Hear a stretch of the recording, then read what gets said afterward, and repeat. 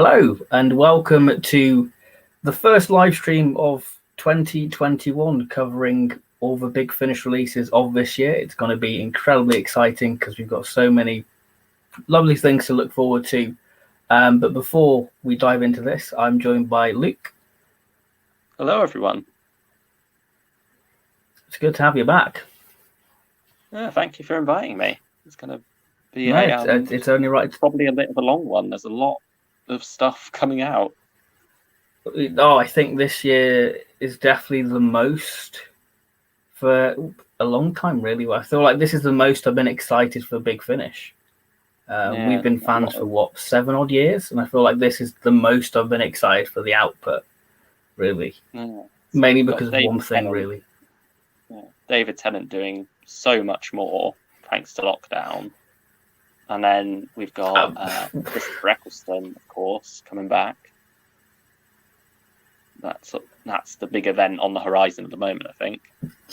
Definitely is like the big event, and I feel like this year's kind of been every Doctor Who fan's wish list. Like we've always sort of wanted David Tennant to have his own sort of Dark Eyes box set, to have like Big Finish but their own spin on the 10th Doctor, and then to have Chris Eccleston, which we couldn't really predict, but it's incredibly exciting to have the big man himself. A couple of years ago, everyone was predicting Matt Smith will come on before Eccleston, and there's still no sign of him at the moment. But we've got our boy back, our northern lad. We've got our Salford lad here to rock and roll and put in our ears. Very exciting stuff. Hello everyone, just quickly looking at the chat. Hello, hope everyone's all well in this lockdown, in this fun. So hopefully you're all keeping safe and well. Hopefully it's the last of the trilogy. Yeah. This might be the extended lockdown edition. I don't know. Yeah. I guess while we wait for a few more people to join, I think it's good to talk about season 24. I think that'd be quite a nice little place to start. We haven't even got season 8 yet, but they're already announcing getting the back ends, which is things, aren't they? Oh, really, really shocking that it's good to have the Blu-ray box sets back. It's so nice to have something to look forward to in the Blu-ray box sets. Season 8 is now the 8th of March. Yeah, that's right. Oh, is your wallet really grateful because Big Finish? Big Finish is just going to, hey, there you go, spend a bit more money there. Masterful costs the same as a collection box set. Well, used to. Collection box set's gone up £5, but I wonder if that's because of the pandemic or what. Why they've gone up to an extra £5. Yeah, don't know. Brexit maybe, does that have an effect? Don't know. Well, I mean, I guess manufacturing costs. I don't know. But yeah, we had the lovely trip. Oh, go on. I was just going to say that may have had an effect on some people getting their copies with Zoom going down. I mean, I don't know if Zoom's actually gone down. Like, I feel like this is the most scared I've been getting the collection box sets because I've ordered season 8 from Zoom. I've ordered every collection box set from season 18 to season 8 at this point from Zoom. Yeah. So it feels kind of. I've ordered a backup copy from HMV because I don't want to pay eBay prices because I don't want to pay like £200 for a box set. 24 secured. Yeah, I ordered that off Amazon, so that is all secure. And I'm sure we'll do a live stream on season 8 and 24 like we did for season 14. Yeah, hopefully catch up on the intervening ones when we get. Yeah, we were meant to do season 12, but we never did it. But we'll get around to it. We've got plenty of time. It's lockdown. We've got time to revisit these things. It's been locked out for the past year, but yeah, it's one of those.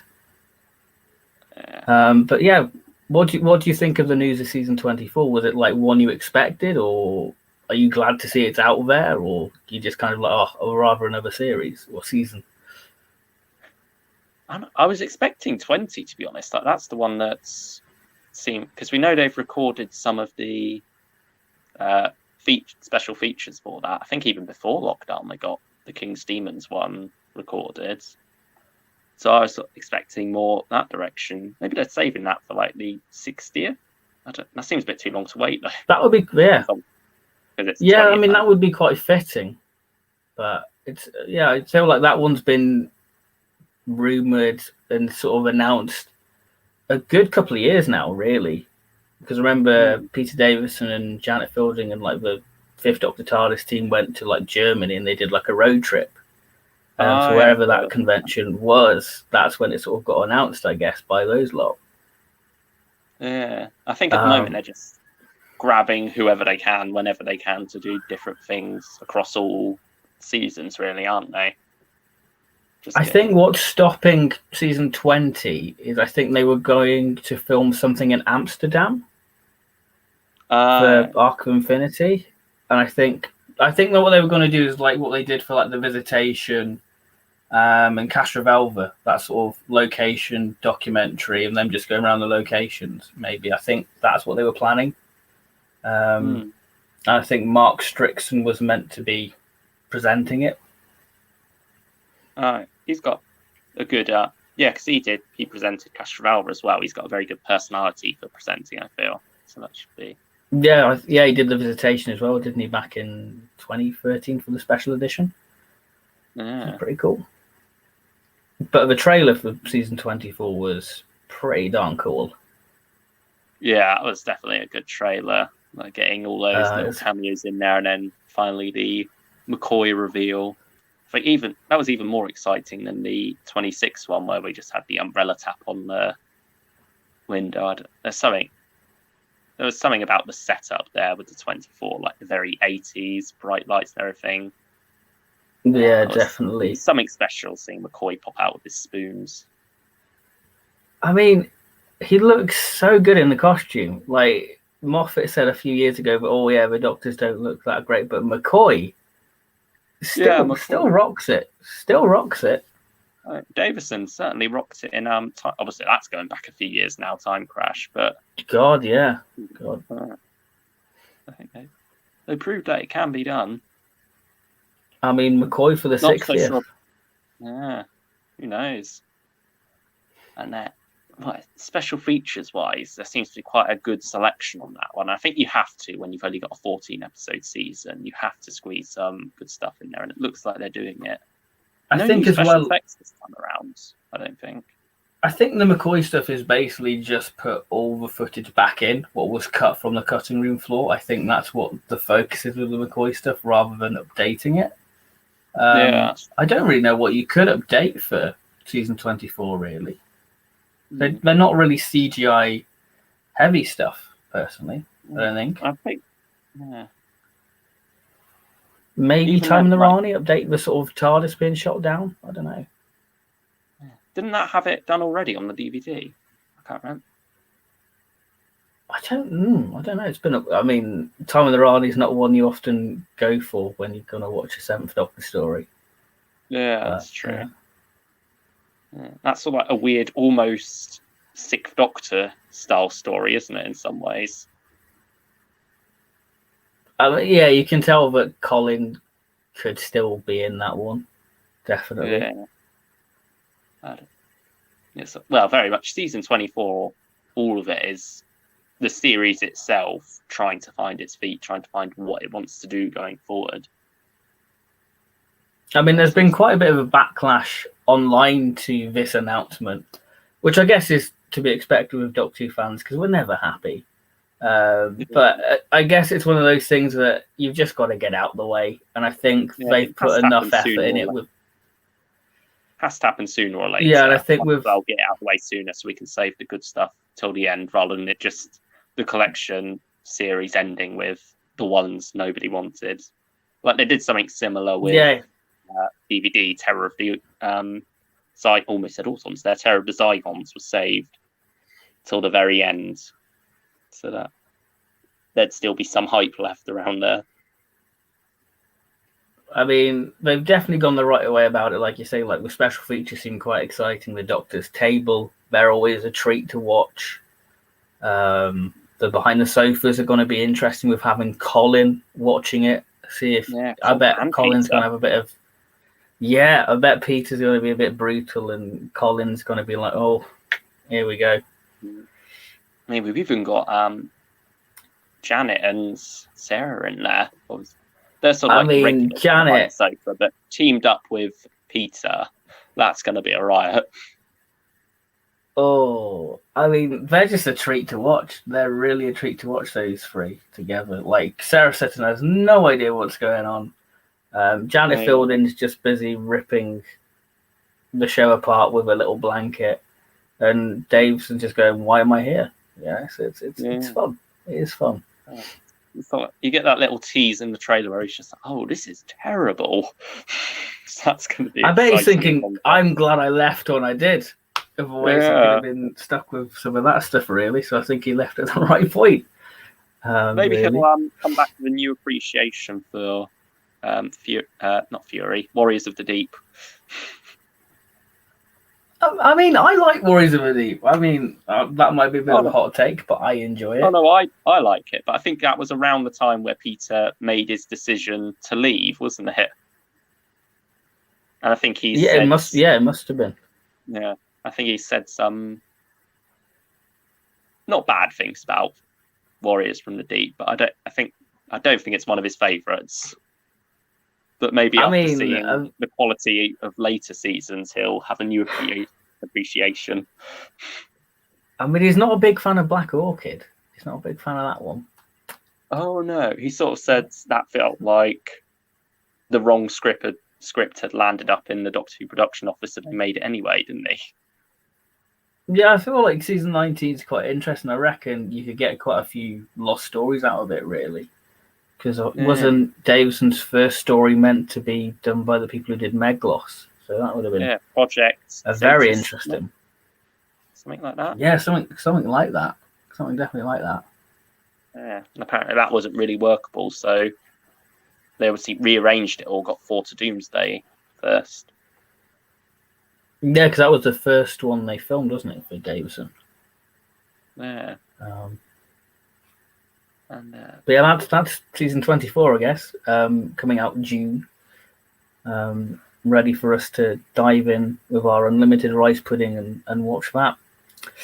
We've got a little question about Web of Fear. Enjoying the stream. Thank you very much, Brian. Was you aware that Zuma pulled the Web of Fear on Blu-ray? I don't know why. Yeah, only the steelbook's still on sale, isn't it, on Zoom? Because I've ordered the steelbook because I'm a sucker for the steelbooks. But then, I don't know we don't even know when Web of Fear is coming out, do we? No, they haven't given at this point. I feel like it's probably going to be May, June time. I feel like if it was March, it would already have been confirmed by now. Yeah, because that's when they're normally out. But I've just had an idea, because there's a rumor of Abominable Snowmen coming out. Could they have cancelled the DVD and Blu-ray and gone, well, why don't we just put it with the Abominable Snowmen and make like a Yeti box set? I don't know, because they haven't cancelled it anywhere else, have they? Oh, haven't they? I thought they just cancelled the whole DVD and sort of Blu-ray off everywhere. Oh no, I thought it was just Zoom. I'll have a check. Let's have a check on. Because Zoom's in a bit of a funny place right now, because I think is it something to do with like the company pulling out of the UK, and that's why they're cancelling most of their orders. It's a bit worrying for season 8. So if you've got it ordered off of Zoom, then I suggest probably looking to order it from another place, just so you've got a backup. Yeah. I've done the same because. Sorry. Go on. No. Go on. You've got the DVD and Blu-ray for Web of Fear are on Amazon still. So. Okay, so it's interesting, but it's just the steelbook. Okay, so it's just the steelbook. What's left on Zoom? So that's a bit weird. Why the DVD and Blu-ray's been pulled off Zoom? But like I said, I think it's down to them pulling out of being the UK, and I think isn't Warner buying Zoom or something like that. Yeah, it might. It's some legal reason, or probably Brexit. I don't know. Something to do with that, I guess. Should we dive into the big chunk of this live stream and talk about Big Finish? Yeah, sure. Let's dive in. I feel like we've talked about the a little bit of news that we've had. So we've decided that we're going to do it in Doctor order. So we'll build up to Eccleston and Tennant because there's quite exciting, those releases.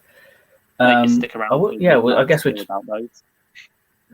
Yeah, because I guess we're going to be here for a good couple of hours talking about all things Big Finish. So let's start off with the first Doctor, which we've only got one announcement so far, which is the David Bradley box set. This is one that feels like I can't remember the titles. Quite a while. Yeah, I feel like it was announced back in 2019, the Shakespeare one, definitely, because I think it was part of that group announcement with Volume 4. Yeah. With like Return to Skaro, and then we had like so we've got your classic sort of sci-fi historical format like you get with any David Bradley set. So if I just get up on the phone, because this is incredibly professional and organized, as you can see. So we've got the Hollow Crown by Sarah Rochella. I think that's what. I think that's how you pronounce it. I'm sure she's watching. It's fine. Yeah. For the Glory of Earth, but URTH, not EARTH, by Guy Adams. So I assume that's got a bit more. So we start to it. Yeah, I mean, I'm sure we'll find out when we get a bit of a trailer. Yeah. I guess that's the creature on the cover from that Guy Adams story. Is it an Earth? I don't know. But I love the cover. I love seeing David Bradley in like the thespian sort of look, the sort of Elizabethan look. I do. It looks very in keeping of what you'd get in The Heart and the Lyra, like the Romans and Reign of Terror. So I think that's very fitting. That's the one that comes to mind, where he's like, all dressed up, ready to boss people around in prison. So yeah, the David Bradley stuff, I'm looking forward to it. I feel like the David Bradley stuff's been really strong. I really enjoyed the last box set, Return to Skaro and Last of the Romanov, so I'm sure that this is gonna fill that hole of First Doctor goodness. Yeah, definitely. I think the cast really have come into their own. I mean, they're 5 box sets in now, and I think they know the characters very well. They know how to inhabit them. They are slightly different from the TV versions, but I think that's fine. Like, you are going to get those slight variations just to make the characters their own. They're not doing an impersonation, they're doing their own performance, capturing the spirit of the character very well, but just doing slightly their own take on it. And I think that is wonderful, and what they're doing with them has given us some very good stories, and the rest of it really does recreate the era very well, like the writing, the sound design and everything. It all works to make you feel like this could have been produced in 1960s. Especially the ideas, what they do, like Return to Skaro, springs to mind straight away, because I remember we talked about this when it first came out, that if you have the perception that this is the second time the Doctor's seen the Daleks, so you play with that notion of, can the Daleks be good? Obviously, we as fans know that the Daleks can never be good. But if you put yourself in that sort of 60s mindset of but can the Daleks be good? So you get sort of sucked into that drama of that story, really. Definitely. And I think at the same time, you sort of have the idea of, are the files going to be bad? Like, there's a lot of that slipped in there as well, like teasers that they might have some secrets of their own. I think. Well, yeah, especially the sort of woman scientist working with the Daleks, yeah. Yeah. But yes, hopefully some more good stuff like that in Volume 5. I think, which one are you more looking because I feel like... I think the Hollow Crown. I think because pure historicals are so rare in Big Finish that they feel like an item to look forward to. And I feel like that's the main drawing point for those box sets to me. Because I love the Great White Hurricane. Oh, that's my favourite from the as range. Well. Like, not just historical, but of all the stories. And I think also they have such character, the pure historicals of this range, and they really do have a lot of authenticity to them. There's something special. Meanwhile, some of the sci-fi ones have been more hit and miss for me. And I don't, for the Glory of Earth, just reading the description and everything, it doesn't quite jump out at me yet. Hopefully, I will be pleasantly surprised when we listen to it. But at the moment, the Hollow Crown really is the one drawing me in there and getting me excited. I mean, it's by Guy Adams' Glory of Earth, so I'm sure it'll be a good solid story because he did like the TikTok world. Did he do one? No, he didn't do Invention of Death. That was John Dorney. I think that might be all he's done for the. But yeah, he did Great White Hurricane, didn't he? Oh, maybe he did. Did he do Great? Yeah, because I feel like Matt Fitton did Invention. The first one. Yeah, he did. He did Great White Hurricane. Yeah, so I feel like it's going to be a solid set then when you put it like that, because we've both enjoyed Great White Hurricane and the historicals are a big factor. So I feel like this is a definite purchase. Yeah, definitely. And hopefully Volume 6 in the not too distant future. Fingers crossed we can have some more of those. Yeah. Do you think that's going to be where Dodo turns up then? Because we do have like that team. Yeah, we do. That are going to be doing Dodo stories. Yes, because they've dumped Stephen off on the planet the Savages. Yeah, I mean that's going to be interesting because obviously 2021's the last year of this iteration of Big Finish before we sort of go on to, I wouldn't say rebrand or relaunch, but sort of a slight tweaking of accessibility or whatever you want to class it as. It's sort of been a weird whether it will be halfway between. Like everything's we're in sort of a transition. Yeah, it's winding down. We're getting little hints of what's coming in the future. But to answer your question, explosion of news yet? No, I mean I'm looking forward to that, and I'm sure we'll do like a breakdown on that when we get the news. But yeah, I feel like Dodo. I feel like Dodo and David Bradley. I think that'll be very left field. I feel like it'll be more early adventure maybe, because we know that there's going to be an early adventure Dalek story because it's been on somebody's Spotlight account. I feel like they would do it, David Bradley and the First Doctor Adventures with Dodo, just because they've already recast the Doctor and they've confirmed that it is after they've left Stephen. If it was Dodo and Stephen, I'd expect them to do what they did with the Katrina recast and just keep Stephen there, have Peter Purvis voice both him and the Doctor, and then have Dodo. But I can't necessarily see him doing Peter Purvis just as the Doctor with this new companion, new actress for the companion of Dodo, when they've already got David Bradley sitting there. I mean, I just think because they've got Fraser Hines just to voice it in a companion chronicle, that one with Ben and Polly in the second volume. Yeah, the Curator's Egg. Yeah, it wouldn't put me past them just to get Peter Purvis in there to just be the Doctor and play narrator role, maybe. Yeah, that's true.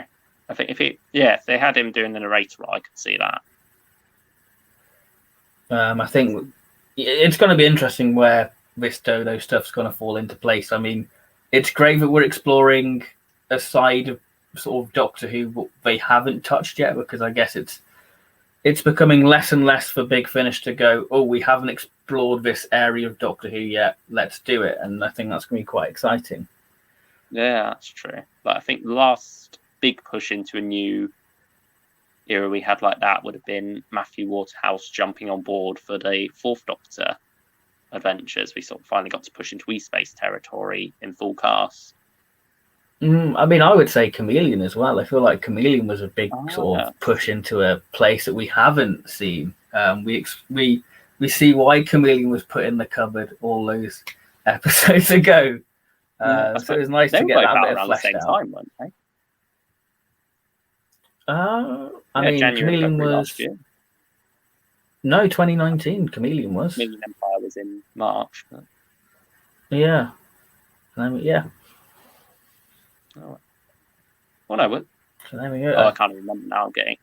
No, that would have been the year before, sure. Yeah, 2019 was Chameleon. Yeah, and then 2020 was Adric in E-Space. Yeah. So it all blurs into one at this point.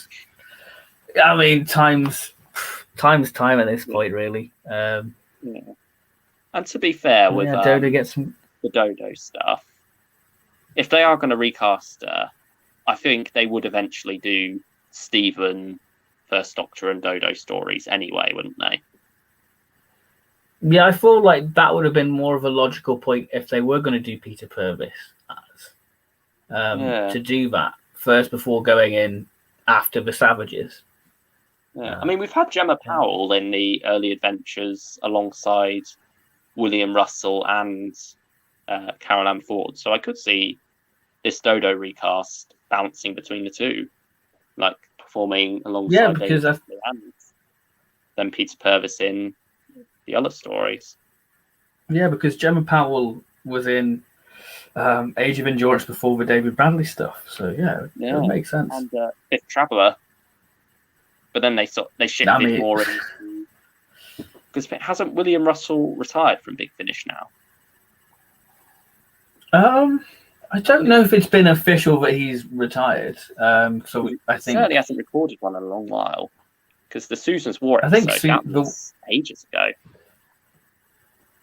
Yeah, I think that was 2017. I want to say. Yeah, 17 or 18. Where is? I'm just getting up the recording dates on it. Yeah, because we all thought that he's coming back to do some early adventures, which would be nice.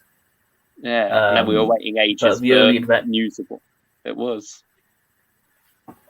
And we find out that it was in something completely different in the form of Susan's War. Yeah, 17th of July, 2018. One of the best. 2018, okay, so that's 3 years now? Yeah. Nearly 3 years? Yeah, 2.5 to 3. It'd be interesting to see if they do get him back to do some. It would be nice. Yeah, I mean, I would like to see more William Russell stuff because I enjoyed the stuff that I've listened to him in the early adventures, like Domain of the Void, what you started listening to. Yeah, I enjoy The Doctor's Tale. The early adventures are. Yeah, I think the early adventures are some of sort of Big Finish hidden gem sort of stuff, really. Much like the Companion Chronicles, which. Yeah, definitely not talked about as much, is it? Yeah, I guess because they're still sort of they're not audiobook, but I guess they're more. They've still got audiobook elements. They've still got the narration sort of setting the scene, as it were. But they still have that sort of full cast element. So they're kind of a hybrid, as it were. Should we move on to good old Troughton? Yeah, what there is of him, which is what there is. I mean, nothing. Technically, we're meant to have a box set in February, the Companion Chronicles, but that's been delayed. There's no date on that at this point, is there? No, that's just available TBA sometime in 2021. But that's about all we know. So hopefully get some concrete news on that. I believe because of pandemics and lockdowns, they must not have been able to record with someone. I think it might be Annika Wills, because she has no I don't think she has access to the internet. I don't think. Yeah, she was quite a simple life. I mean, bless her. You can't blame her. Unless Troughton's in the short trips, because we have a short trip thing in September, don't we? Just like an M46 and then that's it. So. Or he could be part of the advanced audiobooks, the novel collection, maybe. Could have a second Doctor story in that. Yeah. But they're scheduled. It's July and then January each year going forward. So we're not going to get another one of those until 2022. Oh. Okay, so that's a few. That's next year's one of these, then I guess. Talking about that one. Unless they might bring them forward, but that's how they're laid out at the moment. I mean, I guess we can talk about the little rumor. Well, not rumor, but the news that they're going to explore. Yeah, the tease. I think that's a better way of putting it. The tease of season 6B, Second Doctor Adventures, in the sort of press release they did. So, what are your thoughts on Big Finish exploring season 6B? I think it's something back in the day I used to be very against. Back when you're first really getting into Doctor Who, you're sort of like, oh, this is canon, this isn't canon. You can't mess about with this. There are these rules, you can't change them. But now I think as I've grown a lot more as a fan, as a person, and everything, I do just become a lot more accepting of these things, and just say, yeah, go for it, or see how it goes. I mean, there's certainly some interesting avenues they can go down with that. What about you? I'm intrigued more than anything, because I guess they've sort of touched season 6B in the form of the black hole. But I guess this is the first time they're properly diving into season 6B. I guess black hole, that was more of a cover for it than a actual exception. Yeah, well, it provided another explanation for the two doctors, didn't it? Yeah, with the mention of Dastari and all those. But yeah, I'm not against it because it's a different iteration, and the books explored season 6B quite a bit, so it'd be quite interesting. And I mean, certainly 5 Doctors. The Doctor knows that Jamie and Zoe's memory's been wiped, so. And also, he mentions being able to steal a TARDIS. That's definitely still unexplained. Maybe get John Coltrane as Brigadier in there again. Oh, do you know what? I'd be down for Coleshaw and Hines in a. They could recast Second Doctor, which I doubt they do, because Fraser Hines does a good job, and I don't feel like Big Fish want to. They don't. Yeah, I mean, they might get Reece Shearsmith to do Second Doctor, which will be something to have him as Troughton. But yeah, I think we've got to the point now where we trust Big Finish with their casting decisions. Well, we've had so many knee-jerk reactions to it, and then it's turned out fine. So, but hopefully Fraser Hines. I mean, one thing I would like. Yeah, I was just going to say, on screen, the two were a good duo, Patrick and Nicholas Courtney.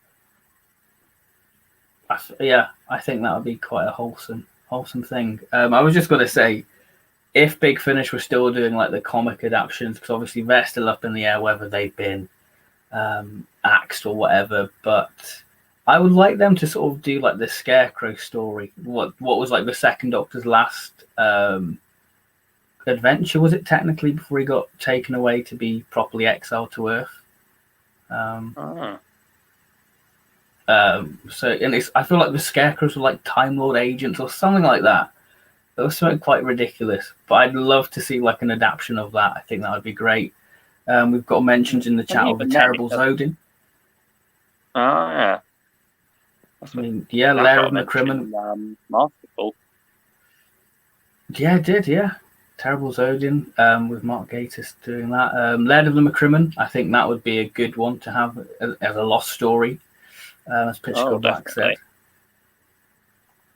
Since the lost stories do have a bit of a revival at this point, I feel let's do that. And speaking of moving on, let's move on to one. Oh, I was just going to say, back in, when was it? 2019, when we had Nightmare Country and Ultimate. Is it Ultimate Evil? Yeah, Ultimate Evil, yeah. Yeah, I always get, because there's Ultimate Foe that did end up on TV, so I always get a bit confused on those. Yeah. Both we had those two in it. Fine. Yeah, we had those two, and it felt almost like that was just a one-off for the 20th anniversary of Doctor Who at Big Finish. But now, obviously, we're getting 2 more with Fourth Doctor, so it does seem like it is a full-on comeback for the range, and potentially a 6th Doctor story by Russell T Davies coming up in the range. No, I mean, I guess we'll talk about that when we get to Colin. I guess it's pure speculation. Doctors, but yeah, now I think it's safe to say the range is back in full force. So Laird and McCrimmon, come on. Yeah, I definitely like Lord of the Crimin. I mean, it got a reference in Last of the Cybermen, so come on. I mean, it's not like Big Finish is shying away from it by any means. But speaking of moving on, let's move on to our next Doctor, the Third Doctor. This seems to be quite the year for the Third Doctor. After definitely speaking to you over the course of the years, going, why have we only got one Third Doctor release a year? You know, Tim should be having at least two. We should have like a Third Doctor Companion Chronicle box set. Yeah, and now we've got two box sets and technically two audiobooks this year. So this is a good time to be a Third Doctor fan. So where should we start? Terror of the Master? I mean, I guess we can talk about Terror of the Master first because that's out. And we've both listened to it. I mean, what did you think of Terror of the Master?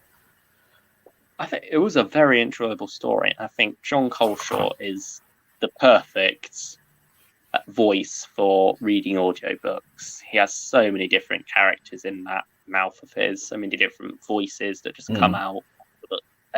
Well, I'm sure it takes a lot of effort for him, and he's been practicing these for a long while. But when you listen, it feels effortless. You don't feel like he's trying or forcing anything. You feel like he just knows these characters inside out and could just switch to any of them at the click of a finger. And it's just, there's something magical about John Coleshaw reading. Like, even the way he delivers prose is just fascinating stuff. The story itself feels like a blend of loads of different Third Doctor stories mixed together. It's like this juicy, wonderful Third Doctor smoothie. Like, you've got elements of Claude Maxos, I think, is the one that really jumps to mind. You've got Green Death and Invasion of the Dinosaurs in there with a lot of the eco commentary and especially with Mike as well. Mike touches upon that. He's very much in that, and some Mind of Evil stuff in there as well. And I'm sure some other stuff that I'm forgetting because there's quite a lot all modelled up in there. But in a way, I'm not just saying that. It's Trevor Baxendale, isn't it?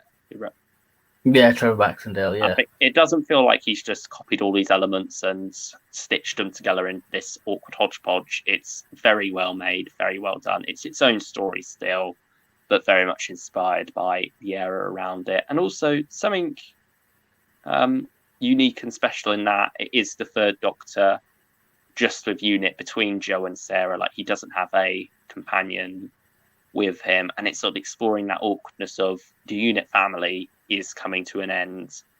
What's next? Everyone's holding their breath, wondering, well, are the Doctors, especially the brig. Oh, that's wonderful. You get some the brig.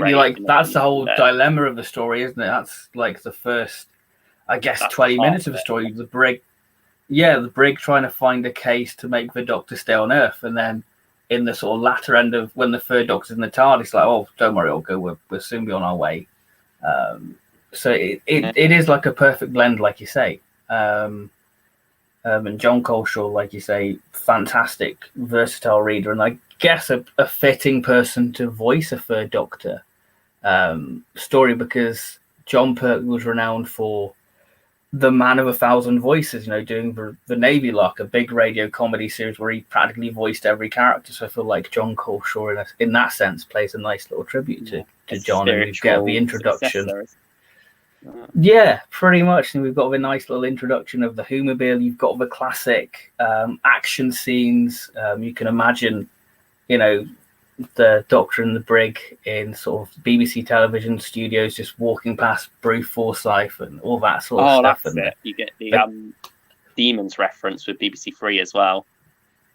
Yeah, that's it. Definitely when they're sort of seeing Professor Drake on TV. It's just a brilliant story. Great action moments, especially the scene with sort of the bikers and Bessie, which you don't think would work on audio, like in an audiobook format. But I tell you what, you get so invested in that sort of stuff. Just because it's prose, it's still electric, and it's just exciting. And you can tell that John Coleshaw really does sell a lot of it. And I love because I guess No, you go on. I'll go on. I was just going to say that. I was just going to say that this sort of feels like a precursor, I guess, a sort of a template for what we're going to talk about later in Scourge of the Cybermen. That's what I was going to say. Oh, yeah. Yeah, definitely. That's something exciting, which we'll talk about in 1 second. I just also wanted to say, the sound design of that monster as well in the story, the atmosphere. Oh, the Scabbers. A lot of the scenes in the warehouse. Yeah, that's some good stuff there as well. And obviously the monster sort of has that more than he could chew. It is a great. Yeah, I was just going to say it has that sort of season 7 grit to it. That creature, especially like the opening scene of like the homeless person in the warehouse meeting the Scabbers. In that sense, yeah. It's quite a gritty story overall, I'd say, and also not a depressing one, but it does have sort of like that sad air to it, with obviously Joe Grant having left. It does feel it's like in the fat unit family in its final days. It does have that feeling of everyone holding their breath, wondering what's going to happen next. So definitely, yeah. I feel like everyone's kind of on like moving at the same time. Yeah, I feel like the sort of characters sort of walking on eggshells. Yeah, I guess walking on eggshells around the Doctor because they don't want to annoy him really and make him just jet off. Yeah, and do his thing. Yeah, I highly recommend. It was a lovely little bonus to get that with. Yeah, if anything, I feel like just that I'd say. I mean, I'd probably prefer Terror of the Master to Masterful. That might be a hot take. I just preferred list, maybe because I'm biased because it's Third Doctor. But I just enjoyed it more than Masterful. Yeah, I'd probably agree with that. I think. It was just good old fun 3 hours. Do you want to share your thoughts on Scourge of the Cybermen? Scourge of the Cybermen. This was a surprise one. I think, I feel like we mentioned this a few weeks ago. I'm going, wouldn't it be great if we continue like the audiobooks? And here we are. We've got them, the Third Doctor and Sarah Jane's story. It's going to be interesting because obviously Sarah met the Cybermen in Revenge of the Cybermen, and does she have like the odd line going, they seem familiar? In Revenge. I'm not too sure. I don't know if there's ever like explicitly a line saying that she doesn't recognise them, to be fair. So it's one of those things that if you're not looking out for it, you don't notice it. So it might be something to look out for next watch. When we get around to reviewing season 12. So that's a good reason to go back and revisit, I guess. But I'm excited for it. It's set on a water planet. Again, feels very sort of base under siege, sort of very Troughton-esque. So I guess that's going to be good because the Cybermen are at their best when they're in their 1960s form. I think that's when the Cybermen are at their best. So to have them in that sort of base under siege format, it's going to be spectacular. And I look forward to it. 7 hours, though, quite daunting. Hopefully, like we say, it's split up into parts to make it a bit more digestible. Yeah, definitely. But John Coleshaw reading, I have no doubt that it will be an easy listen to get through. Oh, it will be an absolute treat to listen to it. Definitely. Getting all the different characters. And I think we got Nicholas Briggs in there a bit as well, doing the Cyberman voices. I mean, I'm definitely going to pick it up. I know there's been a bit of a stir because it's a download-only release, much like Jagan Light for Series 14, but we'll talk about that when we get to spin-offs. I mean, I can see why it's a download-only release because it's 7 hours. So could you imagine that in a CD case? Yeah, like they can do it, but cost-wise, it's not other realms. Too much. Like it's physically possible, but just too much to be worth like spending money on. Sadly, it's just the reality of audiobooks these days. Yeah, I mean, I might go all out and try and print it and find a CD case and go all out and give it a home on the shelf. But yeah, I'm excited for it. I mean, what do you think? Are you picking it up? Oh, definitely. I think I'm not going to go for the bundle, I'm afraid. I think I had a think. No. Just too much to give over in one go when you don't know what else is coming along, what other readers there's going to be. But Scourge of the Cybermen itself, definitely going to pick that up, give it a good listen, and hopefully really enjoy it, because I think it was nice having Terror of the Master there in a set with Masterful. So you had the full cast that you're used to, you have some short trips, and you're used to like that short prose style, and then you dive into something which seemed a bit of a daunting long audiobook at the time, but in the terms of audiobooks, that is nothing. And now we're it's a short trip. The length of that. Yeah, with Scourge of the Cybermen. So I think having listened to Terror of the Master before, that very much has eased me in and got me more excited for what's to come with Scourge of the Cybermen and beyond. Yeah, I guess Terror of the Master sort of a transitional point between those, really. And like you, I'm not going to get the bundle because I don't want to commit, £100 on something that I don't know what I'm getting. And I get that, and like quite a while. Yeah, and I think as well, audiobooks depend on the reader. Like John Coleshaw, like we've praised, is a very good, capable reader. Versatile. Voicing the different characters, so it all depends on the reader for me. Like if it's like somebody like Katie Manning, you're going to get the different voices, and it's not just somebody just reading off the script, so you want a bit more from it. And I think John Coleshaw, good choice. So and then Third Doctor Adventures, which is out in May, isn't it? Yeah, May, and then we got a second set in October, but no details for that one yet still. So we've got, is it the Golf, and what's the third one? The second one, sorry. Unzahl Incursion. Yeah, the Golf's the Sarah Jane one, and then Unzahl Incursion is Liz and the Brigadier. Season 7. Yeah, I mean, again, fantastic cover. Yeah, it's a tribute to Big Finish that they've been able to get this story out where it is recasts only. Like there's no John Levine or Katie Manning in there, but that doesn't jump out at you straight away.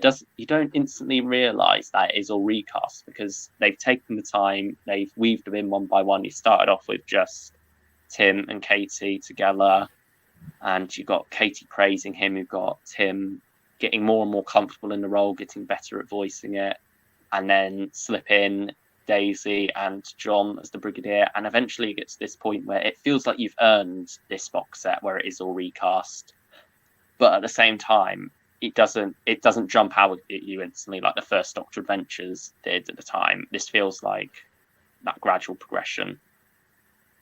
Yeah, I mean, like you said, I feel like Katie was very much holding Tim's hand for the first 4 box sets, and then 6 box sets, and then around sort of the 5th box set, you get introduced to the new elements of Daisy Ashford as Liz and John Coleshaw as the Brig, and obviously we're going to get Sadie in Return of the Cybermen, so that'll be our first little tease of her as Sarah Jane, which I'm sure she'll do brilliant, and her mother will be very proud of her.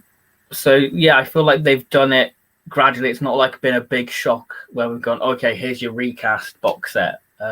It's still, I mean, I've pre-ordered it. I've pre-ordered the bundle because Third Doctor. But it's gonna be. I think it's a breath of fresh air. Definitely a breath. I mean, that got a reference in Terror of the Master, didn't it? Clean Air Industries from Volume 6. Oh yeah. Little side note. Yeah, that's Breathe Industries.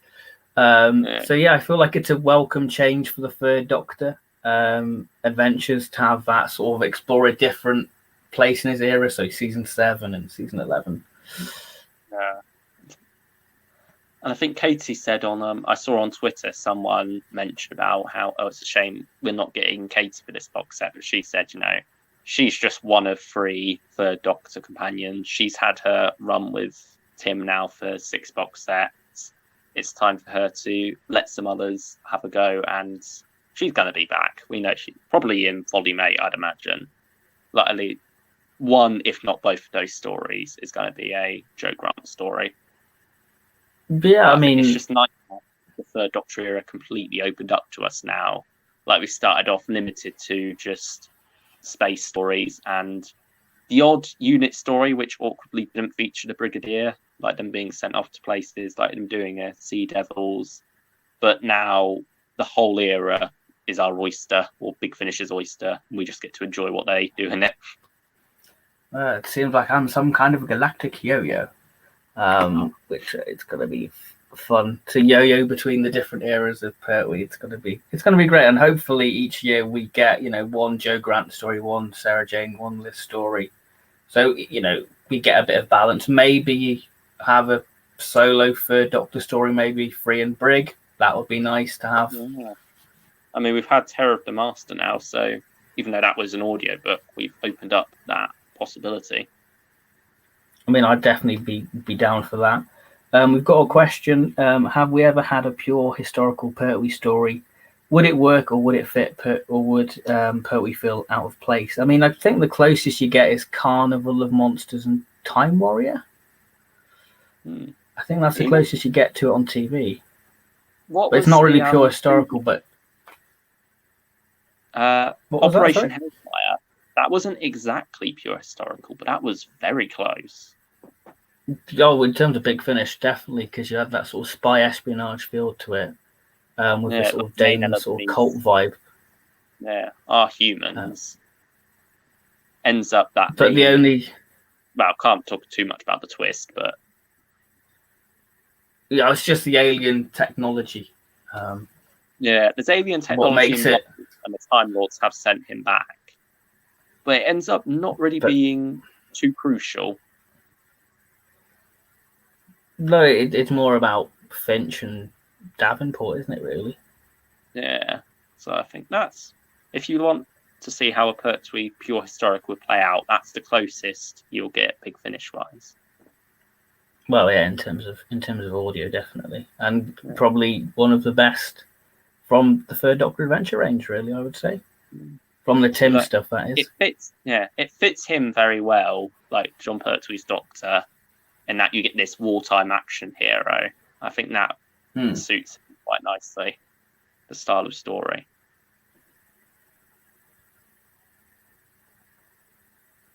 I mean, it's great because obviously the Third Doctor is described as the James Bond Doctor, and putting him in that spy espionage story, it just fits beautifully, really. So I guess that's the Third Doctor done in terms of this Big Finish roundup of things.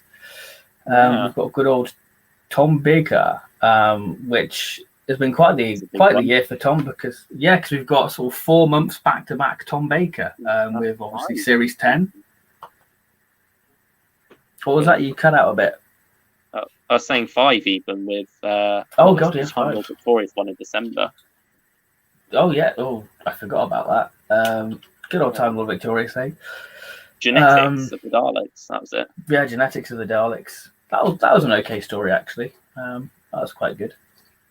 We've got Series 10, we've got the Lost Stories, and then we've got sort of the prologue to Dalek Universe. So let's start with Series 10, because we've both listened to the first volume containing the World Traders and Dare the Comet. So what did you think of those two stories? Yeah, I'd say World Traders is a lot of fun. That's by Guy Adams, who we've already praised once before on this live stream. I almost said podcast then, it's not quite. But yeah, Guy Adams, he's wonderful at writing sparkling dialogue between doctors and companions. And also some other little villainous lines here and there. Some great Tom moments involving pineapple cubes. There is a lot of wonderful moments in the World Traders. Leela gets some wonderful stuff with a house cat named Hunter. It's a very brilliant stuff. It starts off feeling very modern, like Partners in Crime almost. I say modern, that was 12 years ago now, but I mean, you've got Leela and the Pompadours. Yeah, definitely. I mean, they're exploring London 2020 or something like that. I know we're in present day London, aren't they? Yeah, it just says I don't know what year they're in. Yeah, but it's certainly it's meant to be 21st century sometime or another. But yeah, I think for me though, plot-wise, it does sort of feel a bit messy and bouncing about. Even though I'm enjoying the ride and the dialogue, it's all helping it come together. But it did get a bit messy for me, unfortunately, especially as it went on. It has a lot of strong moments. Unfortunately, they don't all quite come together for me at the end of it. So that one, I think I ranked 7 out of 10. I'd agree with that rating for it. Like you said, I feel like part 1 for me is probably the strongest part of the World Traders. Just Leela and her stealing the naan breads and all that sort of stuff's great, and just Tom being sulky about the TARDIS. It's a it's a prequel to the Sunmakers. You've got some wonderful bits of dialogue.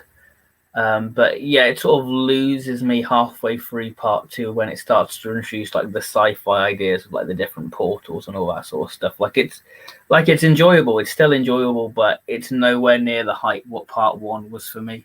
But I did enjoy it. But I think Day of the Comet is probably my favorite of the 2 from that set. You can easily picture the quarry. You can easily picture them running around a sort of deserted sort of quarry with like makeshift buildings to represent this. And it just feels very evocative of the Fourth Doctor. It does have that season 14 feel to it, which I feel like the World Traders sort of doesn't feel like it belongs in sort of season 14. It feels more sort of, 15, 16, 17. Yeah. Because it sort of has a bit more of a wackier nature to it, which is no means a bad thing for that story. It just doesn't seem to fit for and Leela at that time what this box set's trying to do. Because it's very much recreating the wooden console room era. They've got like those little stained glass designs on the cover and things. But yeah, the Day of the Comets definitely feels more in line with season 14, and also it's got a lot of grit to it. There's a lot of hard choices to be made. I think slightly similar to how World Traders had a strong part 1 and then started to decline. I feel like this had a strong part 1 and 2 and then dipped off a bit in 3 and 4, but not quite. It's not like a gradual decline. It's just there are 2 different levels this story operates on in its 2 halves.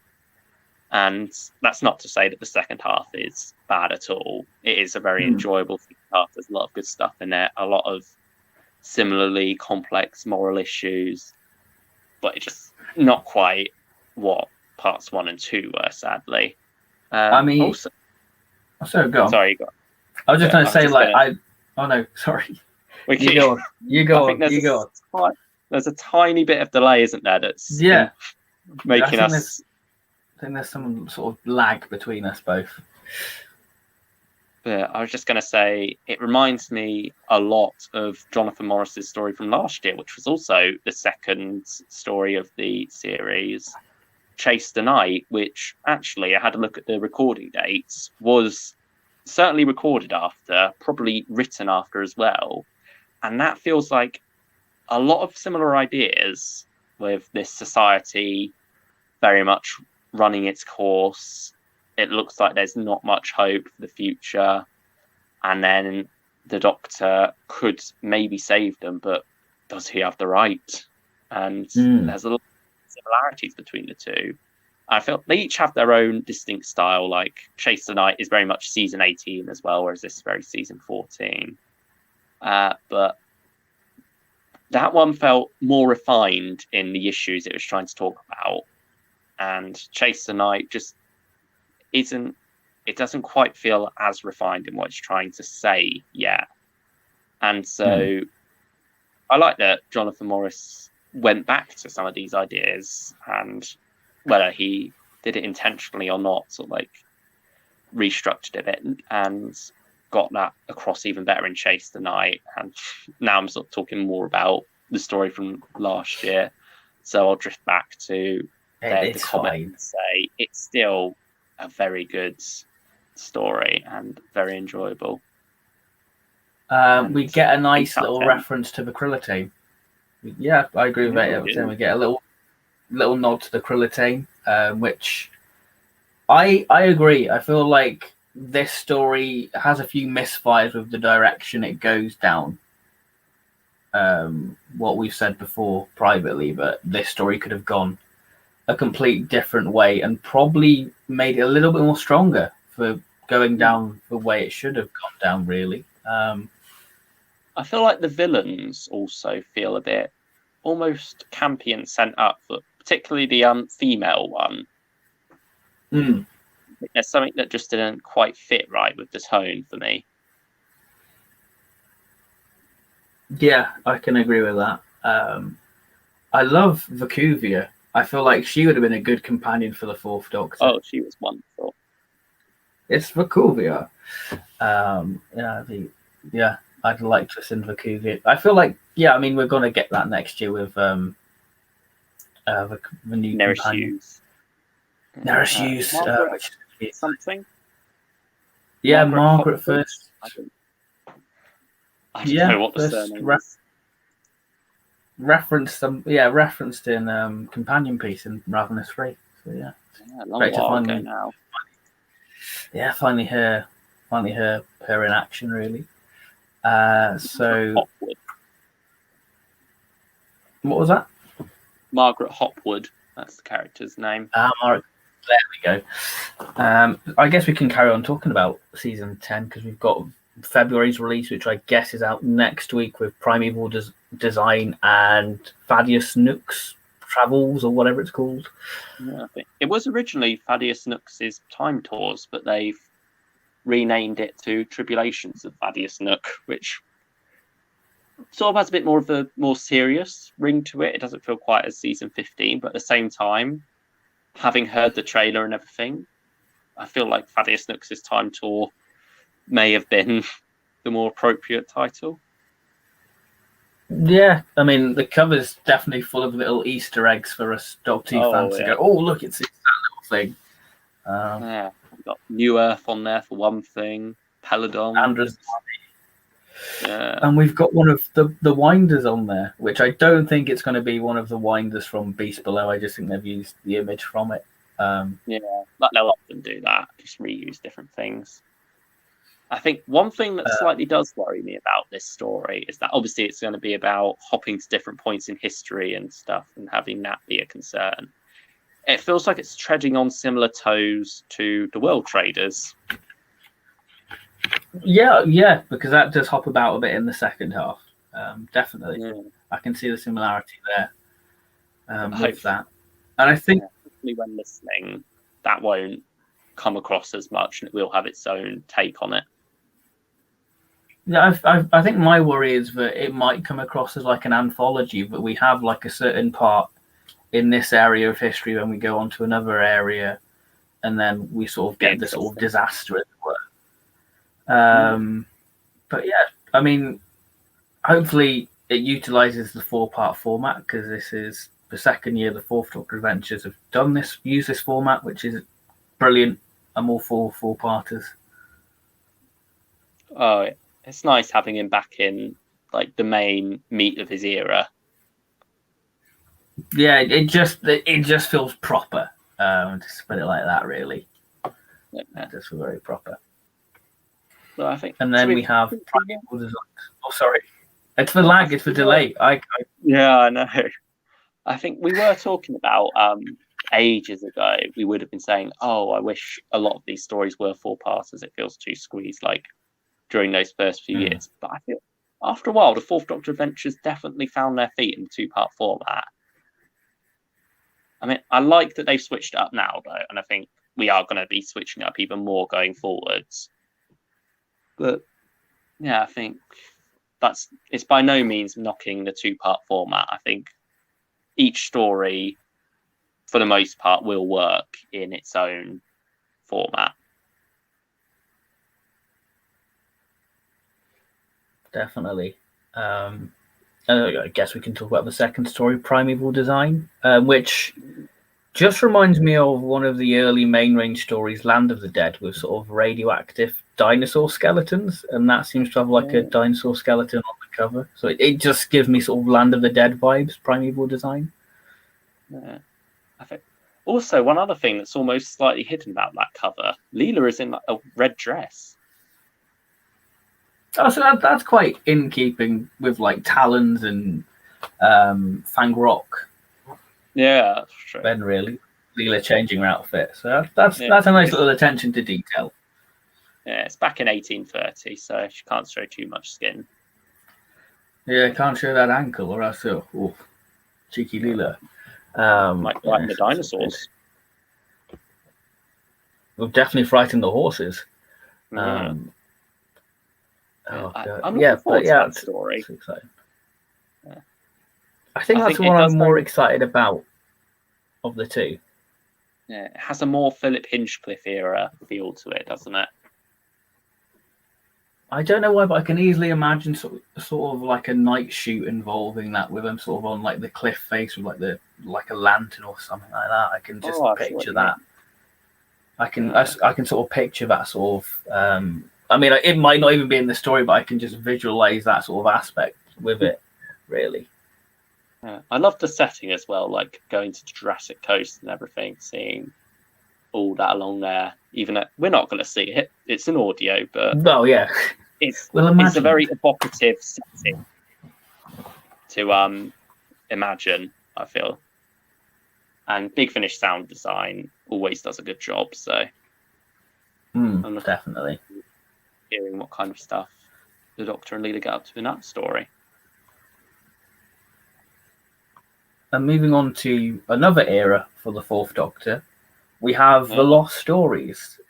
We have the season 12 crew, but not as we know them, and a very different iteration of Revenge of the Cybermen with Return of the Cybermen, which has been highly hyped up. We've got a lovely video trailer which is stunning and just makes you want them to animate Big Finish stories, because it was just a fabulous little video trailer. So what are your thoughts on Return of the Cybermen and Doomsday Contract, as it were? I think you've mentioned it being very different. I think my worry at the moment is that it might be too similar to Revenge, because in that preview we got, it does very much feel beat for beat part one of Revenge of the Cybermen, just like with the audio, with the dialogue, what I was looking for, just rewritten, slight things shifted round in that sense, but it's still, overall structure feels very similar to Revenge for part one at least. So hopefully it deviates from that more in future. And obviously we know tonally they're going for a more creepy 60s style Cyberman story, so I'm looking forward to hearing that. But I think it's a nice little experiment for the Lost Stories, because so far they've all been stuff that can easily fit into canon anyway, whereas this is almost like a sidestep. Like it doesn't coexist with Revenge. It's either this or Revenge. Both coexist with the rest of Doctor Who canon. It's not like a Unbound as such. It's just this other avenue that things could have gone down before. It's a detour, I guess, is the way to look at it. We did have that little scene John Dorney posted on Twitter of like how it could link into Revenge of Cybermen. Yeah. But haven't they cut that? I think they've cut that, haven't they? Yeah, I believe they said they cut it in the end and just went with what they've got. Which is a shame. But would have been nice to maybe record it anyway, and then if they did want to cut it, they could have, or even just like included it as a bonus scene on the download. Yeah, like a little extended little Easter egg. Like if you listen through the credits or whatever, you get that little extra scene at the end. Yeah, it's understandable that when it comes to Lost Stories, you want the overall product to still feel like it would have done, and a little credit scene like that wouldn't have happened on the original broadcast anyway. So you can understand why, for authenticity, they might want to cut it. But yeah, I feel like they've just been a bit more experimental with the casting of like the characters on the Beacon. But I definitely get what you mean. But it does seem beat for beat for Revenge of the Cybermen. So it'd be interesting to compare those two together and see which is the superior version, because the Fourth Doctor hasn't really had a good track record with Cybermen stories, has he? Really? I mean, they're both enjoyable stories what he's had, but they're definitely not to the heights of what you get in the Troughton era. Oh yeah, or it's nowhere near what was it, Tyrants of Logic either. I mean, yeah, Tyrants of Logic, fantastic Cyberman story, yeah. Yeah, I think one other little detail I liked in that trailer was the 500-year diary, like that it's straight out of the Troughton era. That was a nice little reference as well. But I think you're more excited for Doomsday Contract, aren't you? Yeah, because I feel like Doomsday Contract is sort of the underdog in a way. I feel like everyone's sort of eyes are on Return of the Cybermen, you know, Sadie Miller and Christopher Naylor. So I feel like I'm preparing myself to be a little bit, okay, that was fine, that's good. But I think Doomsday Contract excites me because it's season 17, it's by Nev Fountain. Nev Fountain's a very sort of witty and clever writer. You know, he understands humor and comedy, and he doesn't make it feel forced.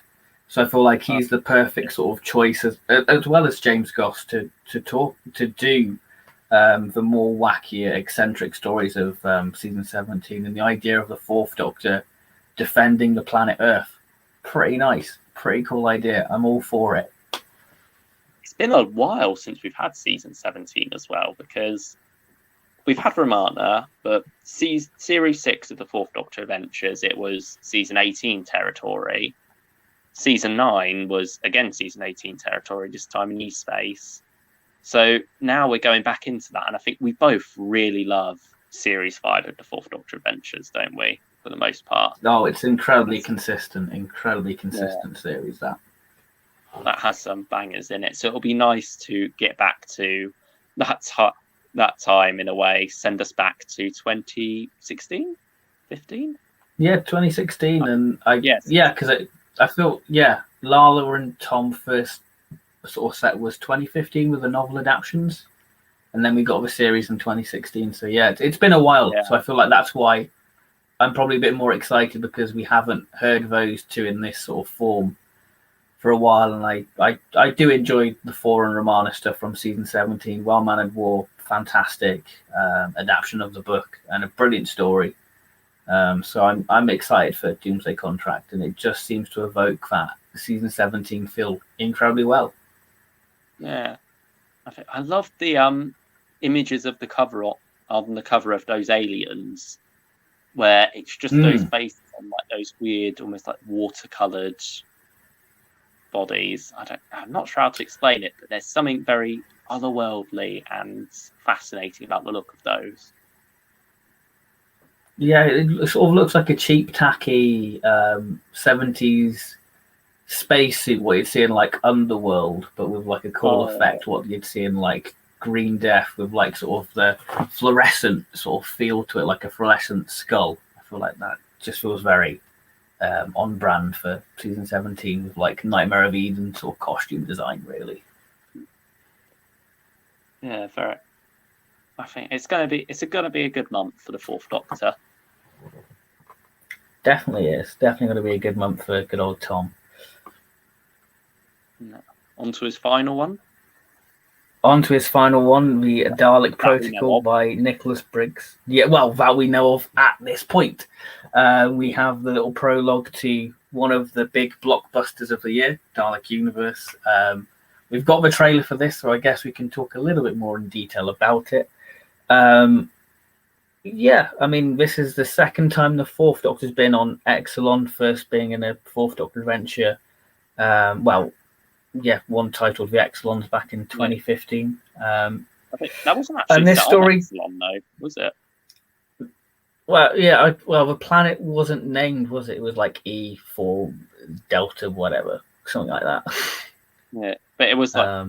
the idea of it was set long in the past where the Exelons had their empire. They were expanding out onto these different planets. And so they visited the planet in this story to connect it to their city on Exelon, but it's been a while since I've listened to that one, though. I think it's been like 6 years since I've listened to it. But I'm excited for it. It does feel very much like Death to the Daleks. I mean, the trailer has some interesting moments between Anya sort of recognizing the Fourth Doctor, and obviously if you've listened to Series 8 of the Fourth Doctor Adventures, you'll know that this is going to be quite a big deal. Even though the Series 8 isn't essential listening, but you can jump on with the Dalek Universe, so I guess it just enhances your enjoyment because you have that context. What do you think of the Dalek Protocol? It'll all be presented here anyway, and it'll be presented again in the first Dalek Universe proper story, I guess, for those who aren't planning on getting the prequel. But yeah, I'm excited to see what they do with this story. I will admit the trailer didn't quite infuse me. It does very much feel like just retreading a lot of what Death to the Daleks has already done. But hopefully it does expand on that still and give us some new exciting stuff. Yeah, because like we said, it does seem like the greatest hits of Death to the Daleks, like Bilal's in it, which is going to be nice to have Bilal back into it. Bilal sounding. Yeah, I don't think he's on the cast list.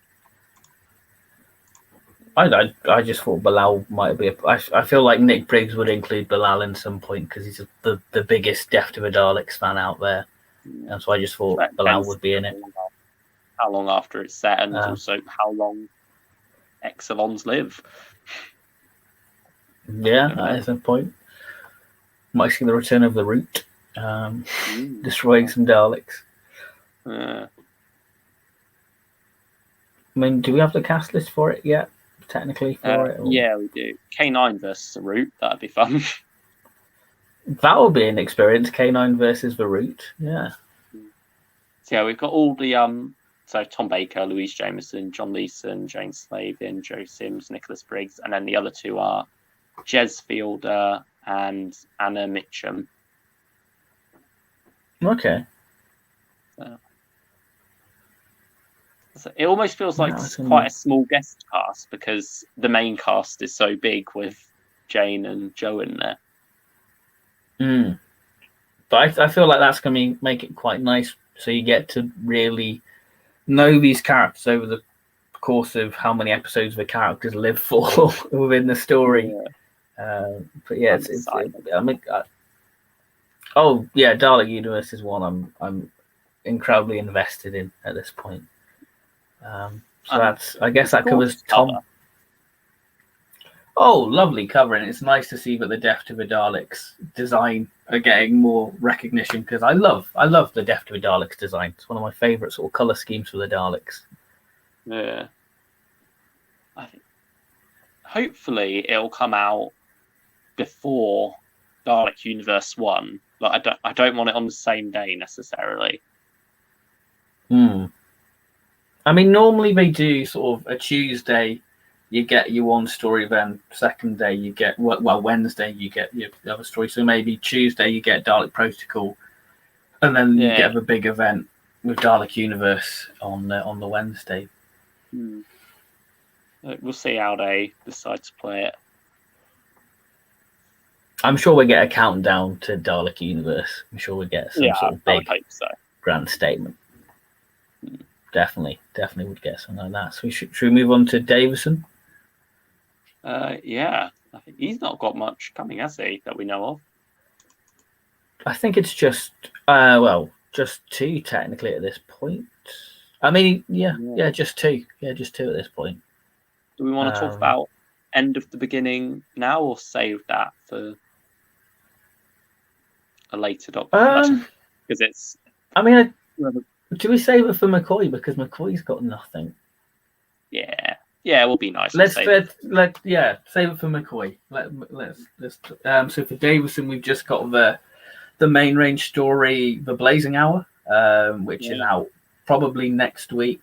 It's quite fitting that we've got Turlough because he appeared in Davison's first solo Big Finish outing, Phantasmagoria, and it's quite fitting that it's sort of the penultimate main range story, and it was the second story Turlo featured in with Phantasmagoria. So there's a nice bit of symmetry and poetry between that, really. I think also, it's a nice having them together as this like 2-man team. It's very rare that we do get these male solo combinations, isn't it? Even rarer we get a female solo combination, but well, we could have had that Series 13, but that's a different story. I'm sure Big Finish will exploit that gap when they get around to Jodie. If there is a gap, I'm assuming there will be. Yeah, I think there should be. Yeah. But yeah, I think it's an unusual team, and I'm looking forward to hearing them together. The trailer doesn't quite infuse me, but then again, the trailer for Colony of Fear I was quite hyped for, and ended up not enjoying it as much as I expected. We'll talk about that in a bit, but yeah, so hopefully the reverse will be true of Blazing Hour, and it'll end up being a nice surprise. If only they'd have got the main range up to 420 releases, saved that one. I mean, that would have been a great title for 420, wouldn't it? The Blazing Hour.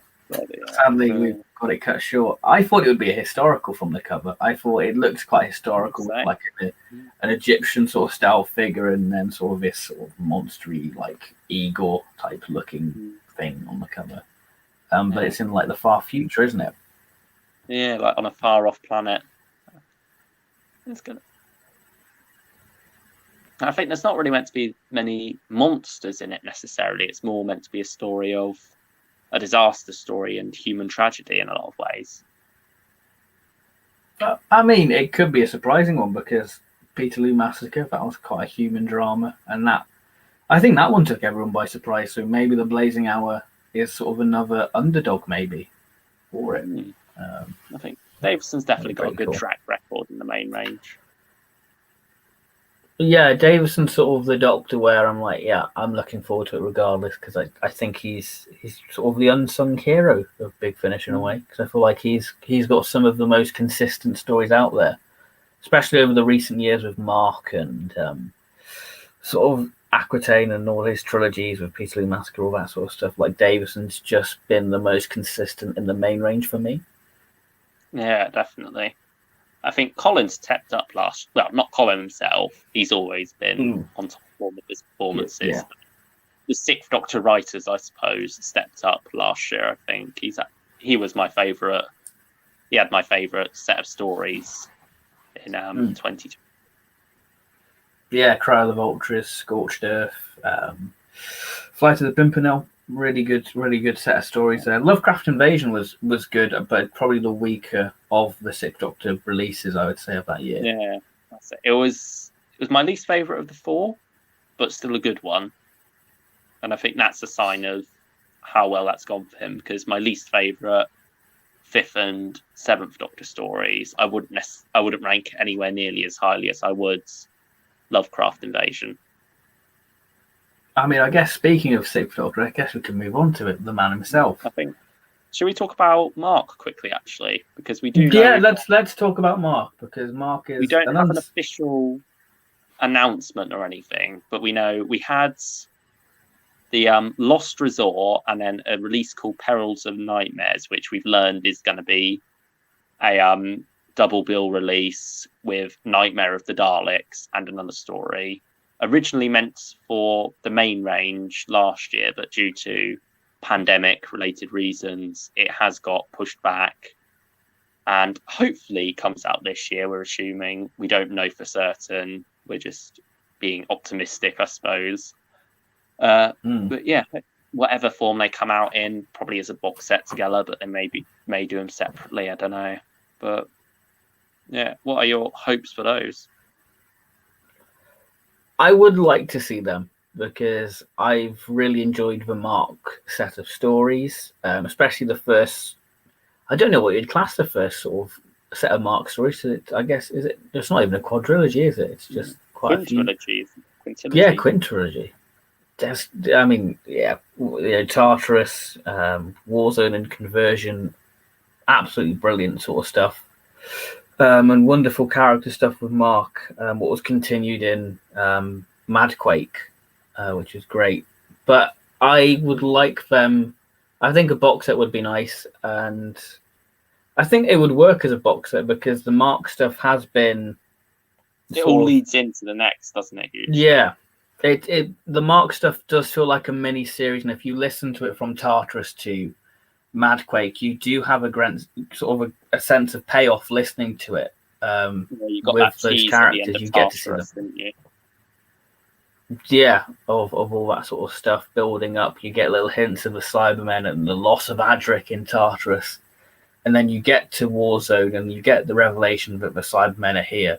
It all has that great sort of build up to it, and it's wonderful, wonderful stuff. But is it Nightmare of the Daleks with Mark Dalek story? Yeah, that's going to be his last, it seems. I would like that to be a 2-parter, but in the 45-minute format to fit Resurrection of the Daleks. I think that would be really fitting. I believe it's only meant to be 2 half-hour episodes, sadly, but... Okay, 2 half. Okay. I mean, it would be nice if it was fitted Resurrection, but there we go. Yeah, that's true. And mirror how the range started. Not range, arc started with Tartarus. But, yeah, well, maybe they'll surprise us somehow. Fingers crossed. Yeah. Yeah, I'm looking forward to seeing how that pans out, especially after how Madquake ended. Like, they left us teased there. So it's going to be exciting to listen to the payoff for that. Like the Doctor said in Fin Time, I'm sure there'll be a lot of shouting. So, and who knows what other surprises may be lurking in there. Like Fin Time had a huge surprise for us. So yeah, well, I don't think anyone expected that certain thing to be in that story, but it was a lovely thing to have within it. Colin now. Well, yeah, let's move on to Colin with Colony of Fear, and by gum, it was quite a fearful story. It's got a couple of things going on in it, and the two don't quite gel together as well as I would have liked. It's this basic base under siege story, and then this huge Doctor drama twist in there, but they don't quite come together for me, I'm afraid. Yeah, it ends up making it all feel very basic when it shouldn't. Yeah, I think with Roland Moore, you sort of expect this sort of grand little twist in the middle half. And sadly, you get a little hint of, there's this sort of thing with security footage, why is it so important, this, camera footage? And then you get the big sort of reveal, which I think in terms of sort of the part 1 cliffhanger, it should have cut with Constance seeing a blue box. I think that would have been a great way to have fitted that cliffhanger instead of Colin being attacked by a big worm. I think like some of the structure of the story didn't work for me, like you said, it didn't all gel together. It wanted to be sort of this Bugs versus colonist story, but then it was like, do I be this grand twist thing with this sort of thing going on with the Doctor? I think if you want a better Roland Moore Doctor twist story, go for Memories of a Tyrant. But I still enjoy Colony of Fear. I probably give it a 7 out of 10. I still enjoyed it, but it could have been a bit better for me. So much more. Definitely, it has all the sort of ingredients to be a really good, solid main range story, but sadly, it's not. I mean, Constance feels like a bit of a late addition to the story. Some of the stuff very underused. It sort of tries and gets around it with sort of part 1 with going with Dr. reassuring Constance, I'll try and keep you safe and all that sort of stuff, which doesn't seem right for Constance, because Constance always seems to be the character sort of going, right, let's go for that sort of stiff British upper lip, really, which I don't feel like we get within Colony of Fear. There is one moment I really like where she's talking about her husband and how he's, obviously, we know how that's played out now with Quicksilver, but this being set before that, she has that mystery of she doesn't know whether he's dead or alive, what's happened to him. And she just either way, she'd just like to know to have that peace of mind. There's that nice little discussion with another character about his son in there that does nicely mirror that situation. So that's one bit where I feel Constance is well used, but for the most part, she feels like she's just there, really.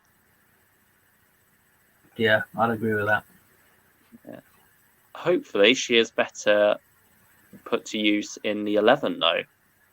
Which is that out September? Yeah, that's right. September. Following the same format as The Wicked Sisters, set on the same planet, told across 3 parts, 3-hour-long parts with the 11. Yeah, it's going to be quite interesting. Colin and the 11 and Constance, I feel like that's a good little mishmash. I feel like Constance is a good companion to go up against the 11. And it's going to be quite exciting to listen to that one. Yeah. And he's even got a companion of his own now, the 11. With Mark Bernard's wife, Lucy Gaskell, as Miss Scavell.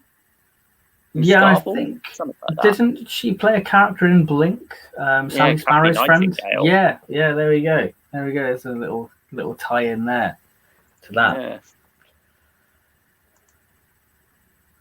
Yeah.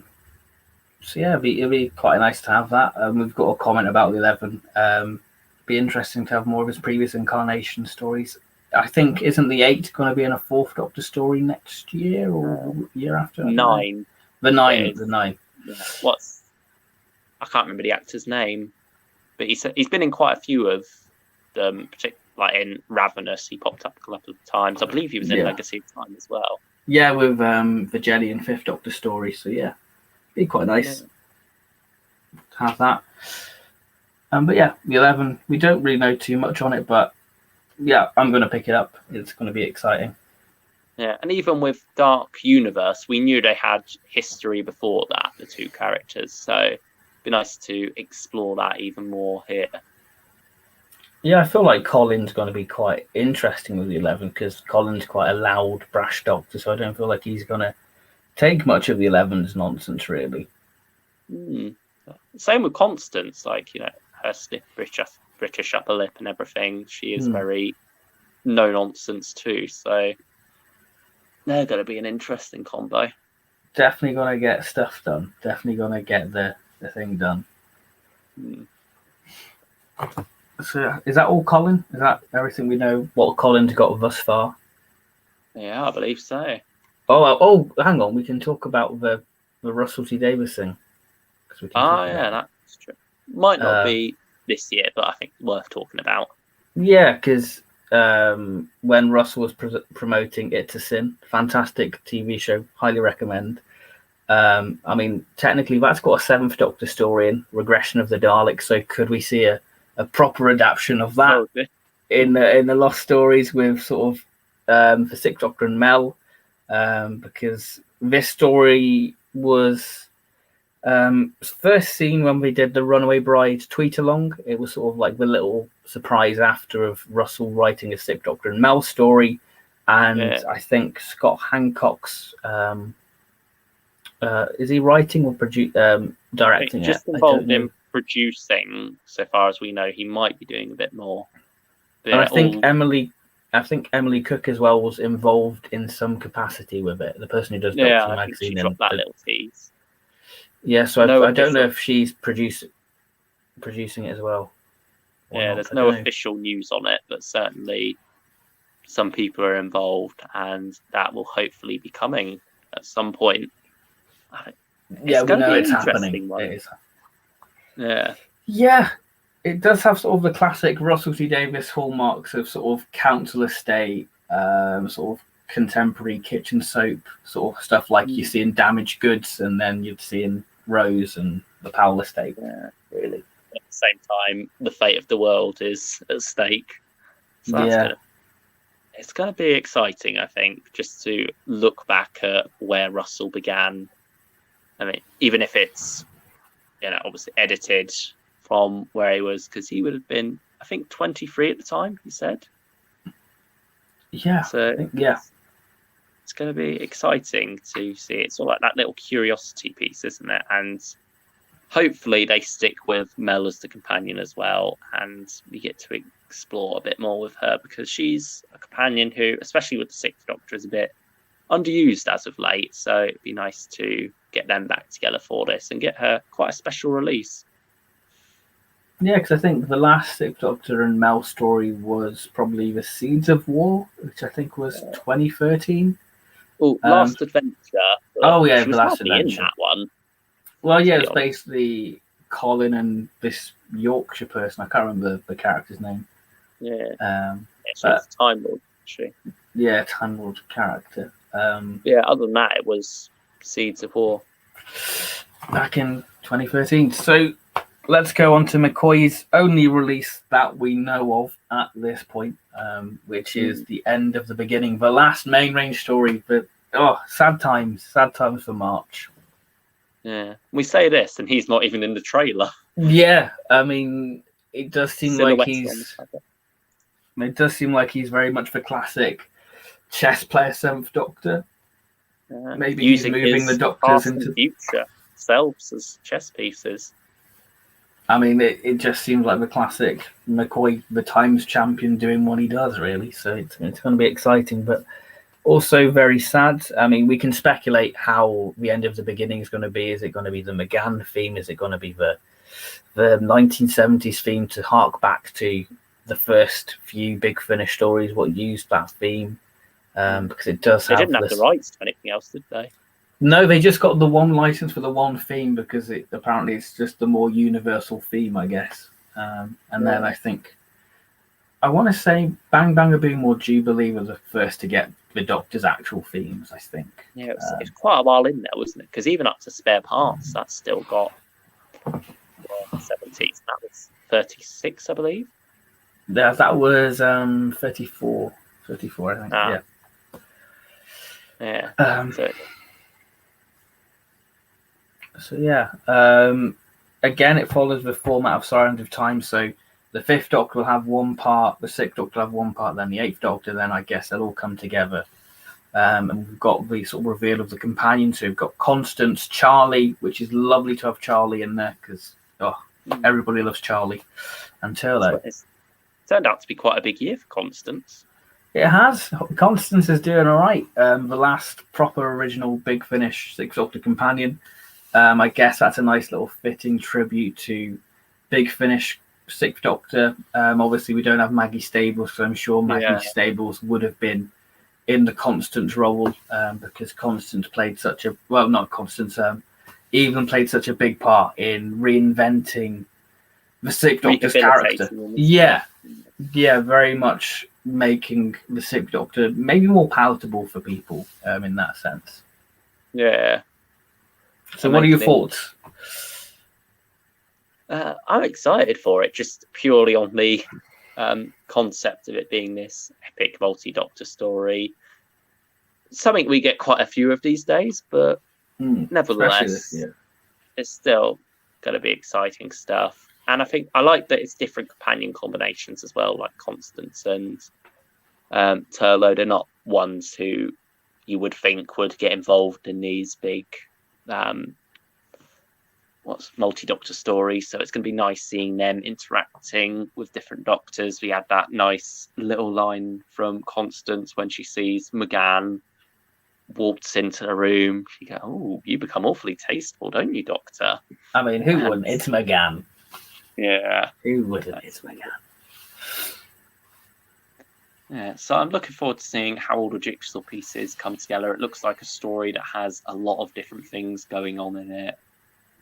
And yeah, just hopefully it all comes together to be this nice, cohesive story and not a mess. I think it could go either way. It could collapse under its own weight, or it could be this magnificent balancing act. I mean, if it is a mess, you can just say, well, it was just trying to rip off Sirens of Time, and that's Sirens of Time, so it's all fine. But yeah, it's going to be sad not having the main range, because it's been a constant, constant. Maybe that's why they chose her. Maybe that's why. It's sort of been a constant thing for us as fans, but it's always been there. We've always enjoyed it, and to have it disappear. We were speaking today that when we got into it, we could never perceive the main range ending. It was just this thing, to quote the Class song, it goes on and on and on and on. You know, and here we are at the end, but it is the beginning of this new iteration of Big Finish with box sets, and we're going to have a whole new format. We're going to have maybe 3-parters, 2-parters, and maybe occasional 6-parter. So I guess it opens the possibility of what stories they can tell in the future. It's a fitting title, isn't it? The end of the beginning. I like that choice. I think it shows that while this particular chapter is coming to an end, the book has a long way to go. Yeah, this is definitely not the end of Big Finish. It's going to be the start of something big, and this year definitely seems to be the glimpses of what we're getting, especially when we talk about Eccleston and Dalek Universe and all that sort of stuff. Oh, we did actually have, going back to Colin, we did have some teasers of what's to come with him, about an arc coming up. Yes, we did. Jacqueline Rayner, isn't it? Yeah, she's taken over. Into the producer role for the 6th Doctor. So that's going to be, I think there's not really many more details other than that, but I mean, she's been there with Colin since near enough the very beginning, writing the Marion Conspiracy. So it's nice for her to take this role with him and give him this arc to go on. Yeah, I feel like it's going to be quite I guess the first year is going to be quite safe playing it, you know, just making people settle into this new format, and then I think then we're going to start getting the experimental stuff. So I guess it's going to be a nice little callback to the first 50 Big Finish, or maybe the first 100, which are quite testing the water, what works within the format. So I feel like that's what we're going to get with these box sets in the future. Yeah, fingers crossed. And I think there should be it should still be about the same amount per Doctor. Like, you're not losing out on any one of your different Doctors. And also, if you are a bit less picky than us, because me and you, we pick up the majority of their output, that's not everyone. There are going to be people who are a bit more picky. So if you do just want, say, the 5th Doctor stories, you can just get them in a bundle together rather than having to get this 6-month subscription and also be stuck with some McCoys that you weren't as excited for. And I think it works out a bit cheaper because they're doing away with subscriptions and going more down the bundle route. So it's probably going to work out cheaper in the long run in that sense, but the box sets are going to be a little bit more cheaper, so you can have your different Doctors and all that. So I guess it makes people have that choice of variety by making it a bit more accessible with the price point, maybe. Because that's one thing what people say about a Big Finish, but there's so much, and you know it's expensive. So to be sort of cutting that away and going, right, here's a box set, it's a little bit cheaper, you know, dive in. Yeah, like you're getting 3 discs now for 20 quid or 17 download, whereas before it was 15 quid or 12 quid download for just 2. So I think price per disc wise, it is working out better. No, definitely. And you'll also probably get 2 stories or 3 stories or whatever in that box, or 1 long story. So that'll be good as well. Should we move on to McGann? Or Seven's last day of. Oh yeah, 7th Doctor's last. Again, we've got another little tease from the Big Finish press release of them sort of doing the 7th Doctor last day, which might be a follow-on from the Dark Universe, because that sort of felt very like, oh, he's off to get the Master's remains. So yeah, what do you think of that? I'm excited to see where it goes. I think. Obviously, we don't have too many details on what it is, but hopefully something on the level of 6th Doctor, Last Adventure, but just with 7. And obviously, it's nice when we get to see that older McCoy, get him used on the covers, and have this a bit more of a tired character, I guess. Like he knows he's coming to the end of his days. He's not quite got that young skip in his step that he had in season 24. It's still there. He's still got that sparkle in his eye, that little glint, or his audio eye. Yeah. But his sparkle in his voice, I suppose. But yeah, there is something different and something special about those older McCoy stories, or older Seventh Doctor stories, I should say. They're all older McCoy. Yeah. I mean, the question is, because Big Finish is sort of playing around with physical formats, do you feel like it's going to be a vinyl, or is it going to be sort of like masterful? Is it going to be like The Last Adventure in the book form? What format would you like to see this sort of box set? I mean, I presume it's a box set be presented to you. I hope it's not like masterful. I think they've done away with the book format of things like Sixth Doctor Last Adventure. Sadly, they are moving more into that masterful format. Yeah, this. I mean, I'm sure we'll talk about it in a bit, but yeah, it's quite interesting thing. Vinyl would be my hope. Mm-hmm. But I could probably see him just doing the standard edition, but I think vinyl would be a nice touch. What about you? I mean, I quite like something like The Last Adventure, just so it can go alongside the Sixth Doctor Last Adventure. I think that would be a nice sort of similarity there, and quite nice. But yeah, like you said, they've sort of done away with sort of the books and just gone for this sort of digipack sort of thing with like Masterful and Legacy of Time. But I guess we'll just have to see what they do for it, whether it will be this big set, what we sort of imagine it will be, or it might just be like, here's your one release, enjoy. It could just be a one-disc release, who knows? Yeah, it could just be this sort of 2-hour story, and we're just sort of thinking it's this bigger thing. Yeah, but certainly there was that tease at the end of Dark Universe that I'm excited to see what they do with. I wasn't as big a fan of Dark Universe, but I think there's some room they could explore some interesting things in with that tease. Well, especially with like the Dark Citizen, with that sort of thing. Yeah, that was a creepy concept. Yeah, the sort of Big Finish indie horror game creature. I think they've also got with Torchwood, the 50th release, they've said it's going to be like this gold embossed physical release of some sort. So I don't think maybe they could do that with 7, whatever they're going to do. Yeah, I'd quite like that. A sort of a shiny cover. That would be pretty nice.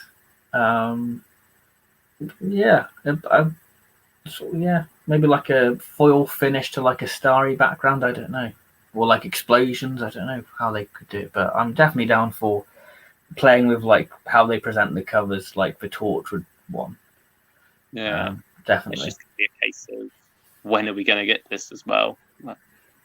Yeah, because this is just pure speculation on our half that we're getting it this year, but we're just talking about it because it's what we know McCoy's got coming up. And it's all we know McCoy's got coming up other than the end of the beginning. So yeah, pretty much. Yeah, I think McGann now. Good. Let's get on to McGann. So we've got, obviously he's in end of the beginning, but we've got Stranded 2 in March with the continuation of this new iteration for the 8th Doctor. I'm excited for it because of unit dating, because the Briggs in it, and John Coleshaw never disappoints us at this point. So I'm very excited to see how Stranded evolves. We've got the Curator back in it, which is always a delight because I really did enjoy the Curator's edition in the first story in Stranded. Yeah. So it feels like this mixing pot of many different things, because you've obviously got Andy in there as well from Torchwood. So it's got quite a bit of different stuff going on, I feel. It definitely has. I feel like we're definitely going to explore the people who live at Baker Street, like the old gentleman couple, and then sort of the younger family within it. So I feel like we're definitely going to explore the backstories of those characters, a little bit more of their history, and from what we get from the trailer. I love how they've opened up time, but not space for the Doctor. Like, it's not been a case of copying the Third Doctor's era where he gets control of his TARDIS back and he's off. The TARDIS is slowly coming back to him. Like, it's got its ability to travel in space back, but can't quite. Travel in time back, but can't quite do much else. So he's still stranded, but he's got a bit more of an ability to bounce around and explore. Yeah, it's got a bit more freedom within it. Well, freedom, it's got a little bit more room to play, I guess, within it. But still limited to London. And I think this is opening up a bit more storytelling-wise as well. We are getting more like timey-wimey stuff for one thing, and also more standard Doctor Who stories in some way as well. Whereas Stranded One was very experimental. Yeah, because I think like we started to get like the plot points introduced in the first story, then it kind of left the whole sort of time bits in that, and then you sort of get the little not repercussions, but you get it introduced again in Divine Intervention. Which was a bit messy, to be honest. Yeah, it was a bit of a messy finale for that box set, and you kind of wish you had a bit more, another 10 minutes. It felt like that story needed another 10 minutes to finally let itself finish properly, because it did feel very abrupt in its ending, really. Yeah, I'm just looking forward to continuing it, seeing where we go with these characters. Oh yeah, I'm definitely excited for it, because Stranded was a bit of a fresh air, really. I thought it was quite a refreshing change for McGann, really. And I think we don't have anything else, do we? No Time War 5 announced yet. No, we don't have that. Lucy. We have The Echoes of Extinction, which is sort of becoming the James Bond Doctor Who product, because it keeps getting pushed back. It was November, was February, now it's April. No Time to Die, that's it. Yeah, it's basically the Doctor Who equivalent, which I completely understand why it's been pushed back, because we are in a pandemic. It's not an essential thing to get a Doctor Who vinyl. No, it's Asda, isn't it? Yeah, it's an Asda exclusive, and I believe Asda was supposedly going to be doing a vinyl release every fortnight, but because of what's happened here, they've sort of had to put that plan to a halt, because we were going to get Classic Doctor's New Monsters Volume 1 in vinyl form. And we got the No Place as well. Yeah. What was the Fifth Doctor and Nissa one? Fanfare for the Common Man. Yeah, that was it. We got that, and then nothing else after that. But yeah. Hopefully that comes out sometime soon. I mean, I'm looking forward to it, because it's McGann and Tennant, and it'd just be interesting to have that. It's not down to Big Finish, though, that one. Yeah, I think it's more Demon Records, but I look forward to listening to it whenever it appears, whenever it arrives. We do have the Young War Doctor that kicks off this year with Jonathan Carley, which is exciting. The cover art seems very striking and very fresh, and it seems like we're getting sort of a post-regeneration story, which I think is the main selling point for that box set for me. So I'm definitely going to pick up the first box set for sure, just so I can have that sort of box set mentality of going, right, I've got the first story of the War Doctor after Night of the Doctor. We even get we're still on Khan, aren't we, for that? We got that. You've got Ohila, that character. I can't remember the name. Ohila or something like that. I think she's been recast, though. Is she? Okay. Yeah, I believe it's not the same actress from Night of the Doctor. No, I swear she was in some other Big Finish then. I don't know. She might have. Or I might be getting mixed up.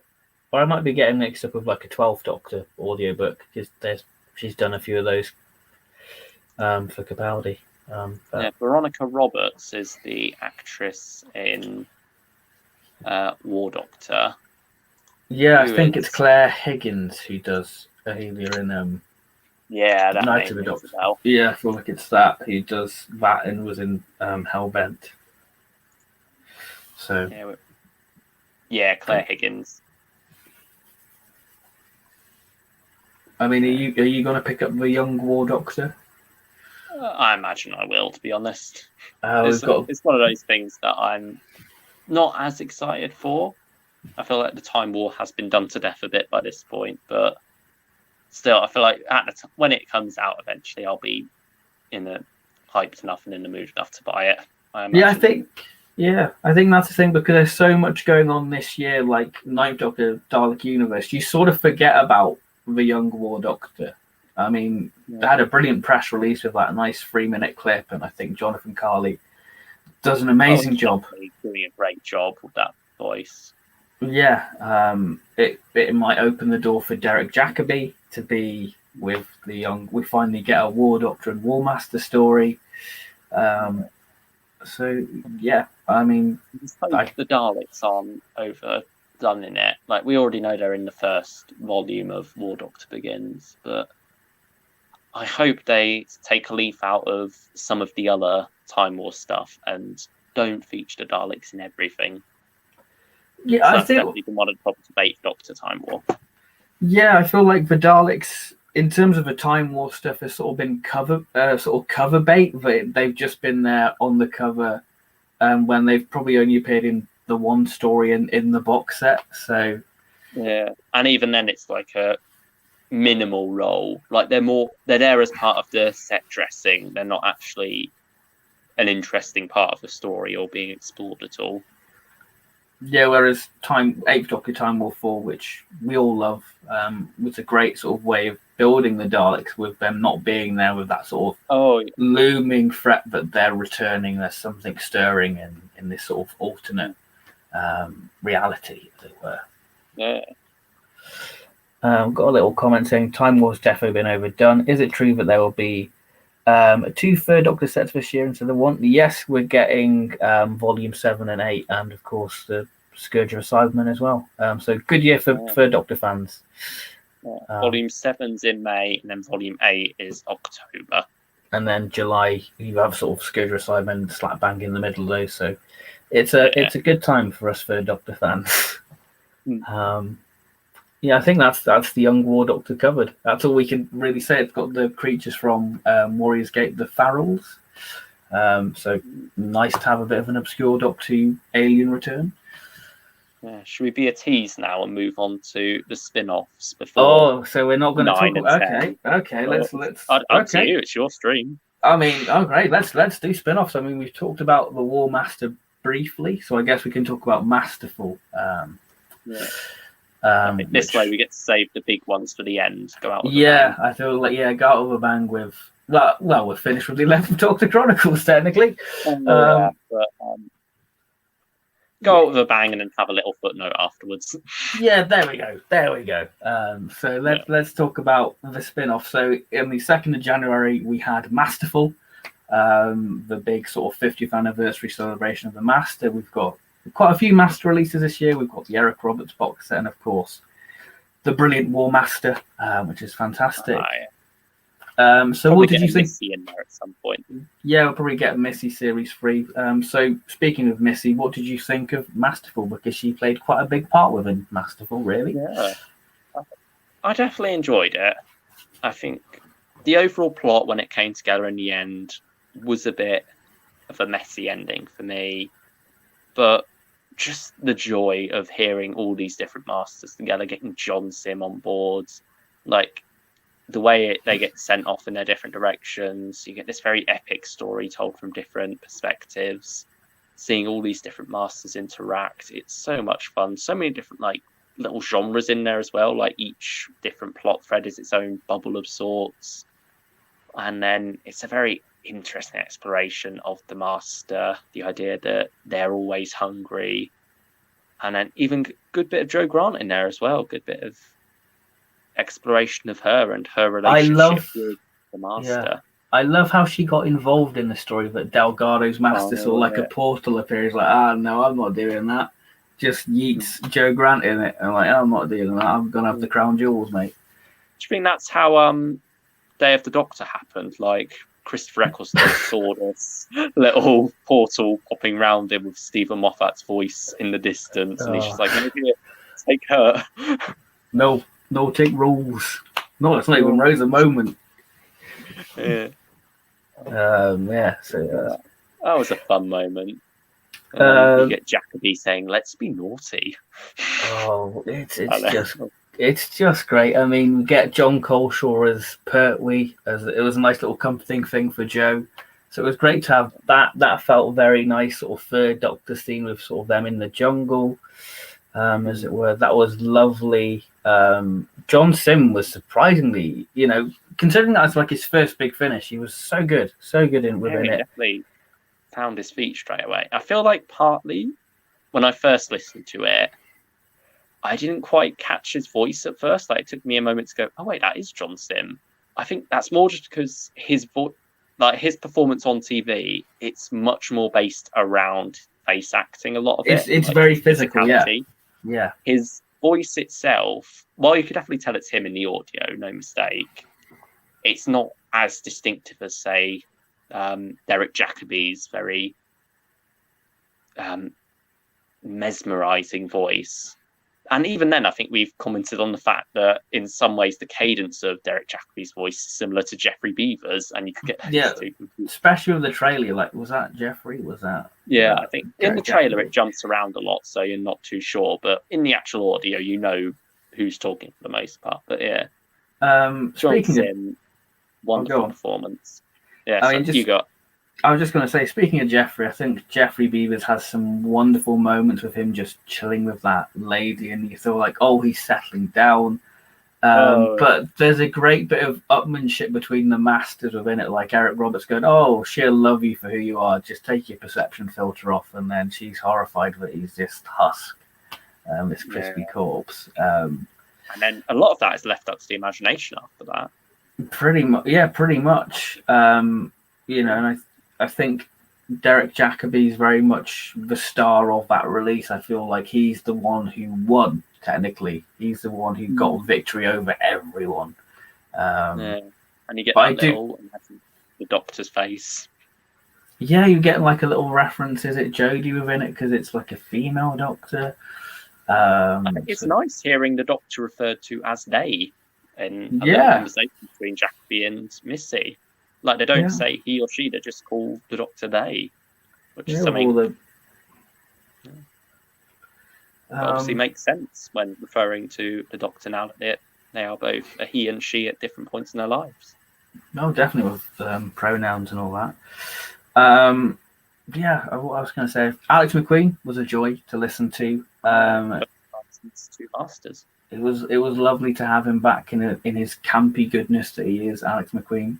And then you have the addition of Milo Parker, which I'm going to be honest, I don't really feel like he was utilised that well. I feel like not saying that Milo Parker did a bad job, I just feel like he did a brilliant job. Yeah, he did a fantastic job, but I feel like he wasn't the one utilised that much because of James Goss had to balance like a word count for each character, so it was sort of equal. But I definitely feel like Milo Parker sort of didn't seem to have as much to do. Let's say that. Yeah. He sort of dropped off a bit by the end of the story, didn't he, really? Like, you feel like they were setting up some interesting stuff with him being horrified at what he becomes.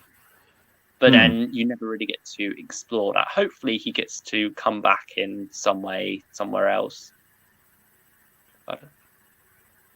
Yeah, I mean, I think masterful. I think I'll give it an 8 out of 10. I enjoyed it. Really good, solid. Was it? Yeah, I think it was 3 parts, wasn't it? 3 parts. Yeah, 3 hours worth of it. And some wonderful music as well. Like, especially like that calmness with certain undertones in the Beavers stuff. There's something wonderful about that theme. But even the main theme I enjoyed.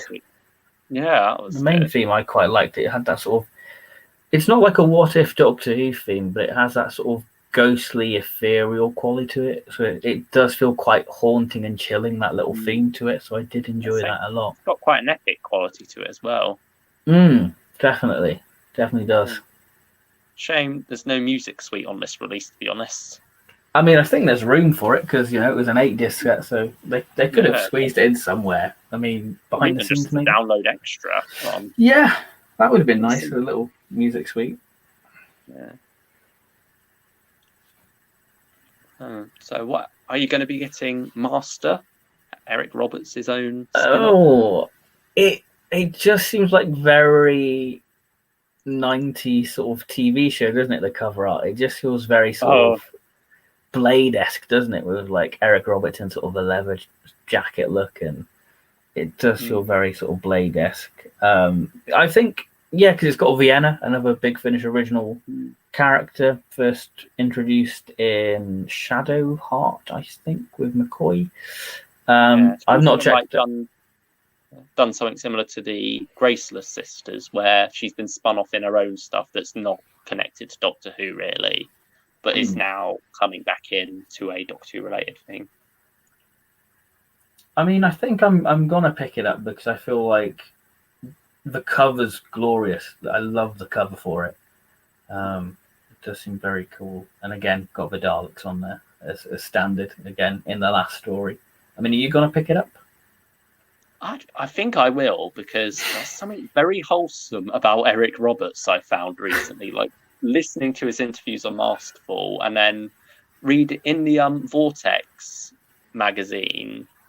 They've sort of like put out an article on this box set, and in it there's this one moment where he's just talking about how him and his wife and his children have got the Diary of River Song box set on display, his first little escapade into Big Finish, and they've got it up, and it's become this talking point for people who goes into his house. And it seems like he really does love this character, and there's just something so wholesome about that. So I think that's almost more than the story itself. Just Eric Roberts is what's making me want to dive into this set, and I think he did a very good job in Masterful as well. I think Masterful is my favourite thing that he's done for Big Finish. I feel like he got used quite well, and like you say, I feel like when I finished Masterful, I wanted to listen to River Song Series 5 because of him, because I wanted to hear more of Eric Roberts. So I definitely want to check out his box set. Yeah, and there's something interesting about the look of him on that, because obviously it's an older Eric Roberts, isn't it? And he's got this new white hair, this new look. It's not Hello Bruce. Yeah. He's still dressing for the occasion, I suppose. I mean, yeah, he just looks like a total badass. So, yeah. I think wait for the trailer still, and then. But I'm excited. I'll see what it's got to offer. Should we continue with the Master theme and talk about the War Master, Killing Time? Yeah. One of Big Finish's golden boys, I guess. I mean, the War Master can do no wrong for us. We love the War Master. We're happy to have more War Master. And this is going to be an interesting box set because we have Nyssa and Joe, both companions, will have big histories with the Master. And I guess Masterful kind of takes the shine away from Killing Time in that regard because we've technically had Joe, but this is an older Joe. So it'd be interesting to see that, really. Just have more of a mature Joe. I think as well, in Masterful, she was teamed up with Missy a lot, and that's the Master who has more of a twinge of goodness to her, and that's very much what that arc is about for them. Whereas here, she is coming up against what is probably the most evil and ruthless incarnation of the Master. So, and we had a little bit of a tease of this in a way with Leela in Time War 1, where you know he's a big threat to the Doctor's companions. So it's going to be exciting hearing those two clash. Yeah, I think you don't, especially to their older versions of the companions. There's that element of they might not get out of this. Whereas you have that sort of safety. Oh, they're the young version of the character. You know they're going to live on because of this story or whatever. Yeah. So I feel like this is going to be exciting. Very exciting. Nyssa as well. It's something Big Finish haven't really played with her character. Like, you know, she's a very sweet and innocent character when she's young and very forgiving in a lot of ways. But here she's coming up against this man who killed her father and waltzed about in his body for quite a while. And listening to the trailer, you can very much hear that wound still cuts very deep. And so I'm excited to hear those two clash. And then also just the Masterful box sets. The War Master box sets. Yeah. There's something about the structure of these stories that works really well, where it's this one long story told over these 4-hour-long episodes, each with their own different flavour usually, but still building towards the same end. And it's definitely a format I hope they adopt more, particularly for the Seventh Doctor. I think it would work well with him with these long schemes. Definitely. Seeing that played out over this more longer form of storytelling. I mean, that would work for the Seventh Doctor Last Day to backtrack a little bit. I think that would be a good way of doing it. Maybe sort of have this sort of thing start off in season 24. What sort of sparks the idea, maybe, and then we get to the final days of McCoy pulling off this scheme. I don't know. Yeah, and then that's sort of like what they're going for with Wicked Sisters and the 11, I'm assuming. So yeah, it definitely feels like we're building more towards that direction. But yeah, War Master, happily going to buy it. I mean, somebody's put KH Productions channel said I'd take 100 War Master box sets. I'm in agreement. I'd definitely take 100 box sets of Derek Jacobi. It's funny because at the time, a lot, like when we got that first one, a lot of us were saying this should be something special. This should be this one box set, and then they announced two. But at the same time, like that one box set, it's still its own thing. It's still that end of the War Master stuff. Now we're just getting to explore more of his life, really. And long may it continue, because it's up there with Jagon Lightfoot for me. It's up there with Jagon Lightfoot. Definitely. I mean, speaking of Jagon Lightfoot, I guess we can talk about Jagon Lightfoot, because they've returned in audiobook format with Series 14. We're finally going to have Jagon Lightfoot dressed as women. If that doesn't sell it, I don't know what will. And that was Trevor Baxter's idea, wasn't it? Yeah, from the extras, wasn't it? Again, a download only, which is a bit of a shame. So it can't go with your Jagon. I mean, wasn't Jagon Lightfoot Forever's spine 14? I think. Or was it? It had something weird on the spine. I can't remember. XIV, isn't it? That's what the 14 is. Something like that. But yeah, I mean, this is before that still. Yeah, definitely.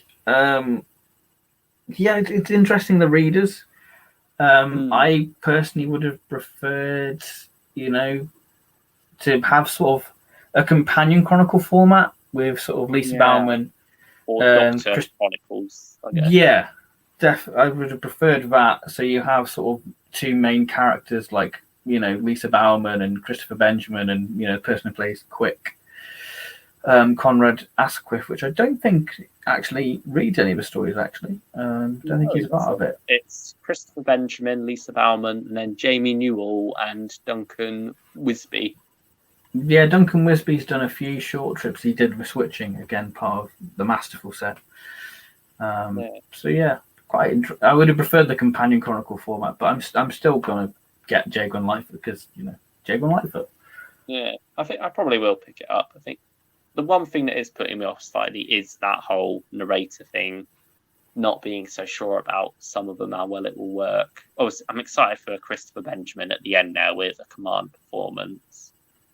Is that a Christmas one? I feel like that. Is that the Christmas one? Yeah, that's the Christmas Day one. It's a bit of a shame. They're finally doing the Jagon Lightfoot Christmas special when, we haven't got poor old Trevor. So it feels it's a bit bittersweet, really. Yeah, second one after Paternoster. Yeah. It's a bit bittersweet, that. It's nice that his legacy is getting to continue, though, and we do get to finally hear these stories that were planned for them originally, but sadly didn't quite get to be made. Do you think that this is going to be a one-off, or do you feel like Big Finish are going to continue Jagon Lightfoot in this format? I think if they do continue, it won't quite be this format where it's obviously these are. Well, I think they're going to end up being 2-hour episodes because that's just what happens when you take a script and then add all the prose and stuff in and make it into an audiobook. I feel like they could maybe do similar to what we're getting with Scourge of the Cybermen. Do like these longer stories for Jago and Lightfoot as box set, not box sets, as audiobook downloads, or maybe even Jago and Lightfoot short trips. I mean, that's not out of the realms of possibility, is it? I don't think it'll quite be this anthology of 4 again, though. I think that this is going to be a one-off thing. but certainly I think I could see them continuing to do audiobooks for the two characters. I mean, yeah, definitely, because Jagon Lightfoot was such a big thing for Big Finish. So it only makes sense for them to sort of continue that, and I guess honor Trevor in that sense. To continue saying, you're no longer with us. It's sad, but we're going to continue. Yeah, what you started. How Sarah Jane Adventures ends, where it's very much saying about the story never ends. So for Jago and Lightfoot, I feel like that's the same, and that sort of was the sentiment at the end of Jago and Lightfoot Forever. It's not an ending; it's just a farewell for us.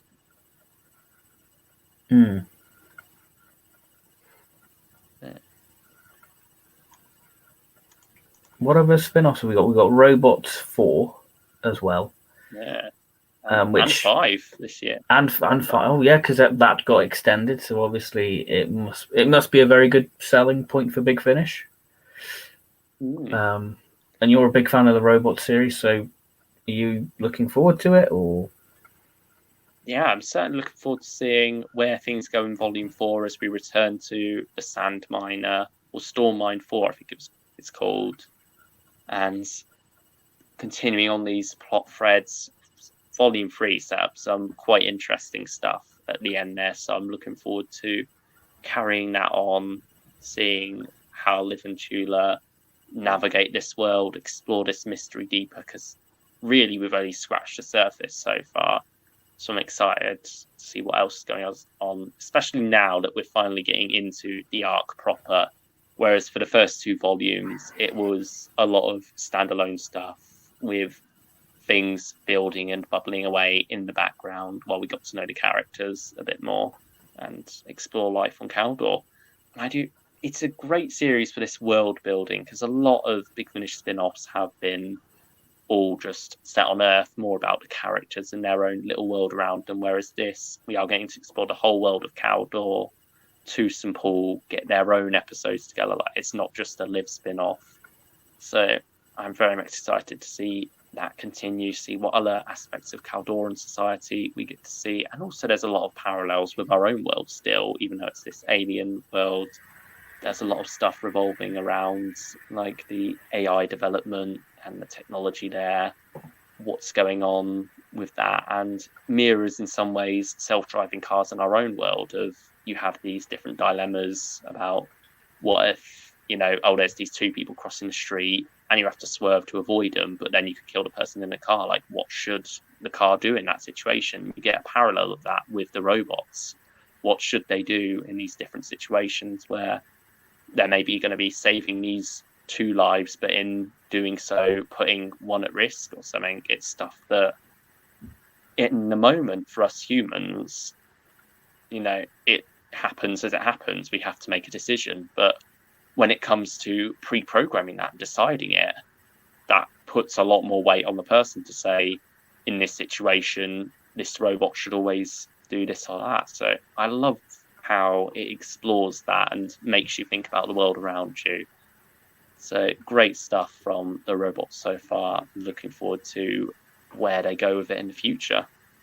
I mean, I'm yet to dive into this, but I feel like over the course we've been talking about the robots, you're slowly making me want to dive into it more and more, because it seems like it does what Doctor Who does best, raising questions in our society and then putting it in a sci-fi scenario so it feels safe and more digestible that definitely. way.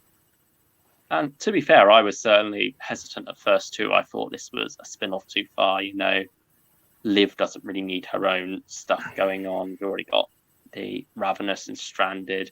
And so I did sleep on the first box set. I didn't pick that one up until when the second one came out. I think it must have gone on sale or something. So I picked them both up together, I'm pretty sure. And I think I picked the first one up just before the second one came out. Was enjoying the first one so much that I did pick up the second one. But yeah, I think certainly it is a spin-off worth getting into. What other spin-offs? I mean, recently we had Gallifrey Time War. For the final part of Gallifrey's Time War furry into that world of Gallifrey. Have you picked it up? Not yet. I'm definitely going to. I think that. I mean, I've only listened to Gallifrey Time War 1 just because of War Master. But I think there's a bundle on the website for 2 to 4 for, I think, like 68 quid. So I think I might pick that up just to complete Gallifrey, because then I'll have all the Gallifrey then, and then I might listen from Gallifrey start to finish then. But yeah, I mean, it's got the Ravenous in it. I mean, I don't know if that's in sort of the Nightmare pocket universe. Like, I feel like there's, from what I read in Vortex, that there's sort of sections of the Vortex will have sort of these nightmare things in, like these sort of dreamlike things. So I don't know if the Ravenous are an actual part of the Time Lord scheme, or they're just part of a little bit of a story in this little pocket of, like, in the time vortex. Could be interesting to explore them a bit more outside of Ravenous itself. Definitely be interesting after knowing their origin in Ravenous 4. I think Time War's perfect place to do that. Yeah, because Susan Ward did something similar with the creature in the third story, didn't it? Sort of using these time being Omnitrex or Omnivore. No, that's a Ben 10 isn't Omnitrex. Omnivores or something. I don't know. Something along those lines. I think they're also in Gallifrey Time War 3 and Orivix. That's it. Yeah. Yeah. They were quite good in that. I think that's my favourite one from Time War 3, Nevermore. It's like this rural world where Narvin and Romana end up, and there's this strange little time shenanigans going on that they get caught up in. It's this cozy story with some quite creepy things going on. I do like that one. I think that's Time War covered. I guess we can talk about River Song, because that's out there, River Song Series 8, which links into a topic we'll talk about in a few moments, I guess, Dalek Universe with Queen of the Mechanoids. Have you listened to River Song Series 8 yet? I haven't even picked it up yet, actually. You haven't? No, okay. I am going to. I'm sort of like, because with Big Finish, you can obviously get that money-saving trick of spending over 50 quids. I was waiting for Gallifrey Time War to come up, which it has now, so I'm going to pick them both up and just deciding what else to slip in there with them to get 10% off. So yeah, that's a good trick with Big Finish for those of you listening. Do look out for the little. They don't advertise it as much now. It used to be quite popular. It used to be on the bottom of the website, didn't it? Yeah. Yeah, you can. Yeah. Maybe pick up a tortured release. That will fill your quota, I guess. Yeah, if it's not what's it called, a pre-order or a offer, a discount or a bundle, then you are going to be eligible for that 50% off if you spend 50 quid. So yeah, I think I am what's the Queen Victoria one? Oh, The Crown. Yeah, that's it. Not the Netflix version. No, the tortured version, which I guess is less pleasant. I'll probably throw that in there with those two, get them all. I'm surprised. I thought you'd have River Song Series 8 because you're quite a big fan of River. Yeah. I mean, I've only listened to. Wallet? That's true. That is true. I mean, I've only listened to the first story from that box set. I think Glimpse of Tomorrow. Yeah, slight Glimpse of Tomorrow. Yes, that kind of feels like the River Song stuff sort of distilled, and it's basically what they should have done with Series 9 with Capaldi and a Shielder, or me, whatever you want to call Maisie Williams' character. It's basically that, but with Rachel, the android character from Series 2 of River Song, and yeah, I think she carries on into the second story. I don't know if she's in the K9 one. I don't know if she's in Queen of the Mechanoids, and that ties into Dalek Universe. I think it is just the first two stories revolving around her, and then we switch to K9 and the Mechanoids.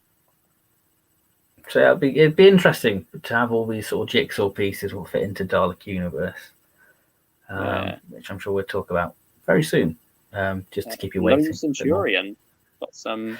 Yeah, we had the cover reveal. We had the cover reveal for that today, so that's fresh news. I might skip this one because I'm not a big fan of Rory. I mean, I'll probably see what the reviews are. I'll see what the reviews are like. But I'm a big fan of the Moffat era, but I'm just not that invested as Rory as a character.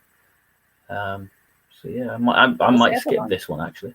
Yeah. Was it ever explained about how the whole Auton thing, whether or not he has those memories when he goes back to being human in at the end of Big Bang and then in Impossible Astronaut? Because I feel like he obviously shouldn't, but I feel like with the fantasy logic of some of Moffat's stuff, it sort of has happened. I can't remember really. Yeah, I don't know. I mean, I guess the universe started all over again, so I don't know if the memories just come back from just standard old Rory from when the cracks in time took him away from Cold Blood. I don't know. Yeah, I think I will pick this one up, though, to be honest.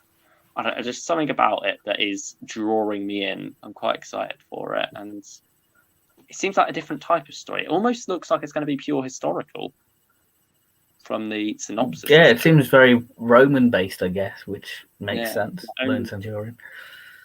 And I think in the article they've referred to it as Volume 1 Rome. So I'm assuming as more volumes come on, if they do more than 2, we're going to get like different settings for each volume and then travel throughout the centuries up until present day, where we eventually get what's it called, lead up to that alternative history version of the Big Bang. Yeah, I think that's quite a nice way of doing the Rory series. It'd be interesting what they do for Volume 2 then, or it would just be like, here's your 2 box sets of Rory spin-off. Enjoy. But I guess if they do sort of the beginning and then the end, I guess we can always have the middle after. Maybe. Yeah, they do like true. The ending for. Really. Yeah. I think I will pick it up, and I do like that cover. There's something about the logo as well. Looks quite nice. Yeah, there's a bit of effort in that logo, considering to some of the logos what we've had recently. Yeah, the preliminary image was very much that stock text, wasn't it? Really. Yeah, standard sort of text. You see, yeah. I'm looking forward to it, but it isn't. It's going to be an expensive month, April. So who knows? Yeah, it is pretty expensive April for all manner of different reasons. What else? We've got Unit. Oh yeah, Unit. Forgot about that. Unit Nemesis. We've sort of seen what Andrew Smith's been doing with Unit. We've got Harry Sullivan and the companion, what we're going to see in Series 13 of Fourth Doctor Adventures. So this is our first sort of tease. We've got the Ice Warriors. Big fan of the Ice Warriors. So that's sort of tempting me to know that the Ice Warriors are there. So I'm sort of tempted by that. But it does seem like a very interesting thing because it's a 4 box set thing. So it's a 16-hour story told across 4 box sets. Yeah, I like that they're switching up that format and exploring something new there. It sort of harks back to how the Unit stuff sort of started with having sort of a story told across 1 box set in those 4 hours. So I guess it's a nice little callback, and it'll be interesting to see. And I think we've had enough time for Unit to be away for us. So I guess it's earned it to be all that exciting. Because I feel like if this was announced last year, I don't feel like it would have much of an impact like it has had recently. Absence makes the heart grow fonder. Yeah, definitely. I mean, the Unit stuff sort of the thing I sort of cherry pick. So I think I might try the first box set. Yeah, might be a bit more difficult to cherry pick this time with this ongoing. Yeah, when it's linked. So I guess it's just to see how it goes, really, how it develops. Yeah. Ice Warriors aren't going to be more, are they? That's more the first box set, and then get some other threats, old and new. They said so. It'd be quite interesting if they do sort of the Daemons. Maybe have like the Daemons back or like the Axons. That'd be nice. We're tying with the Pertwee stuff. Yeah, I'm hoping we get 1 box set like Shutdown, where there's no. recurring one, no monster we've seen before, like something new and original. Because Unit often, well, almost entirely has relied on some well-known Doctor Who monster to draw buyers in. So, I mean, it works. It makes most of us buy them. So it definitely has an effect. We can complain, but we'll still buy it and we'll still listen to it and enjoy it. Lady Christina. Is that this year? Yeah, Series 2 is July this year. Oh, talking about complaining, but I'm not buying it. No. Did I get Volume 1? No. I mean, it was on sale, and I nearly bought it just so I could do a review on it to see does it really deserve the hate? But yeah, I'd rather spend my money on more exciting things what I know I'm going to enjoy, like Dalek Universe and that sort of stuff. Yeah, Big Finish is expensive enough when you're not buying releases that you're not really interested in. Yeah, I rather know that I actually want to hear this story, which I think is most Big Finish, really. Yeah. And the last spin-off thing is Iris Wildtime audiobooks. Yeah, big thing. We're pushing the audiobooks. I mean, I'm probably gonna skip these because I haven't really experienced Iris's solo stuff. So this is a easy piss. What was it? Muse of Fire, and she's good in that. But I enjoyed her in Muse of Fire. She's good in that. I don't want to dive into that full. And these are like old stories that were already made as well. Like, I think they were published in some magazines or something, or maybe even as novels. It's just Big Finish reading them out loud. Okay. So it's not I thought they were original. Okay. No, these were. I'm not sure where they were done, but yeah, certainly they were old novels from I think early 2000s, maybe even. Okay. Yeah. I mean, it's good for Iris fans that the Iris is still kicking in Big Finish. But yeah, I think, can we move on to the big boy himself, Christopher Eccleston? Yeah. Or have we got another spin-off too? Yeah, let's talk about good old Eccleston. Torchwood. Yeah, we can talk a little bit about Torchwood. Should we save Absent Friends for Tennant? Yeah, we've had the announcement of Gooseberry and Coffee and Drive, and Lisa Life is the other one. Yeah, Lisa. Yeah, they do actually. Are you tempted by any ones that aren't Absent? Not Absent Friend, whatever it's called. Yeah, it is Absent Friends. Oh, I was thinking of the blooming Eighth Doctor one. Doom Coalition. Yeah, I was like, is it that one? I don't know. Yeah, that's what the 50th one is, but none of them are really jumping out at me. These few January to April ones. What about you? Again, Torchwood sort of thing. If it interests me, I'll pick it up. If it's that sort of thing. I'm kind of tempted by Drive because I don't have a Tosh audio. If anyone has any recommendations of the Tosh audios, and put it in the chat, I'll be very interested to experience some Tosh audio. I've been quite interested by the Vigil. That sounds like quite a good sort of creepy Torchwood story. But out of the recent stuff, maybe Gooseberry, because it's Andy and Owen. That'd be quite nice. They're a nice combo. I like that they brought those two together. I enjoyed them in Three Monkeys. But I know Gooseberry, just the whole idea of this love triangle stuff, it doesn't quite jump out at me as something that I'm interested in.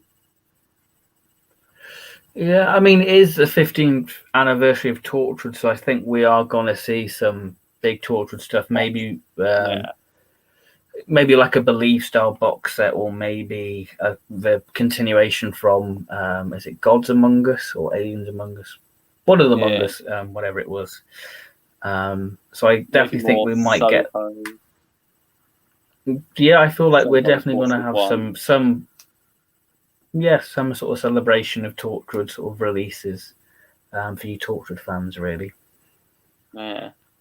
So we'll talk about one of those in a minute, but first, Eccleston, the one Eccles we've boy. all been waiting for. Oh, we've all been waiting for the past 2.5 hours, and we finally get into Eccleston. We've It's been had like, are we there yet? Are we there yet? Are we there yet? No, we got this. No, we got this spin-off. Well, can we get to the exciting thing, the big event of the year for every Doctor Who Big Finish fan? Christopher Eccleston. Still feels weird saying that, but Christopher Eccleston is doing Big Finish. It's even hearing the trailer, we're not going to believe it, are we?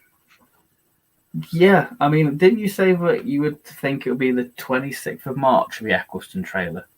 Yeah, so like coincide with Rose. I think that would work out, 2 months before. It feels like the right time frame. We got the cover January, so. Yeah, I think, could we see like the 9th of May release, maybe? That'd be very fitting. That'd be very fitting, because they announced Eccleston on the 9th day of August, and then they announced the cover at 9 o'clock at night. So it makes sense for 9th of May. Mm. Yeah, it does make sense. It's a Sunday, so maybe not. I mean, they did Masterful on a Saturday. I'm sure they get around it some way. But we've got 2 box sets of Eccleston this year. We've got the first one, Ravagers, by Nicholas Briggs, on vinyl and CD. Oh, is it free? Oh, it's okay. We've got 3 boxes of Eccleston. How exciting! One every 3 months. So it's May, August, then November, and then February next year. That's sort of exciting, but it's sort of bittersweet. You're like, oh, we're really rocketing through the Eccleston stuff, and that might be our lot with Eccleston, really. I mean, I'm grateful that we've got these 4 box sets. Hopefully it goes well, and Eccleston says, yeah, I'll do a few more. But what are you...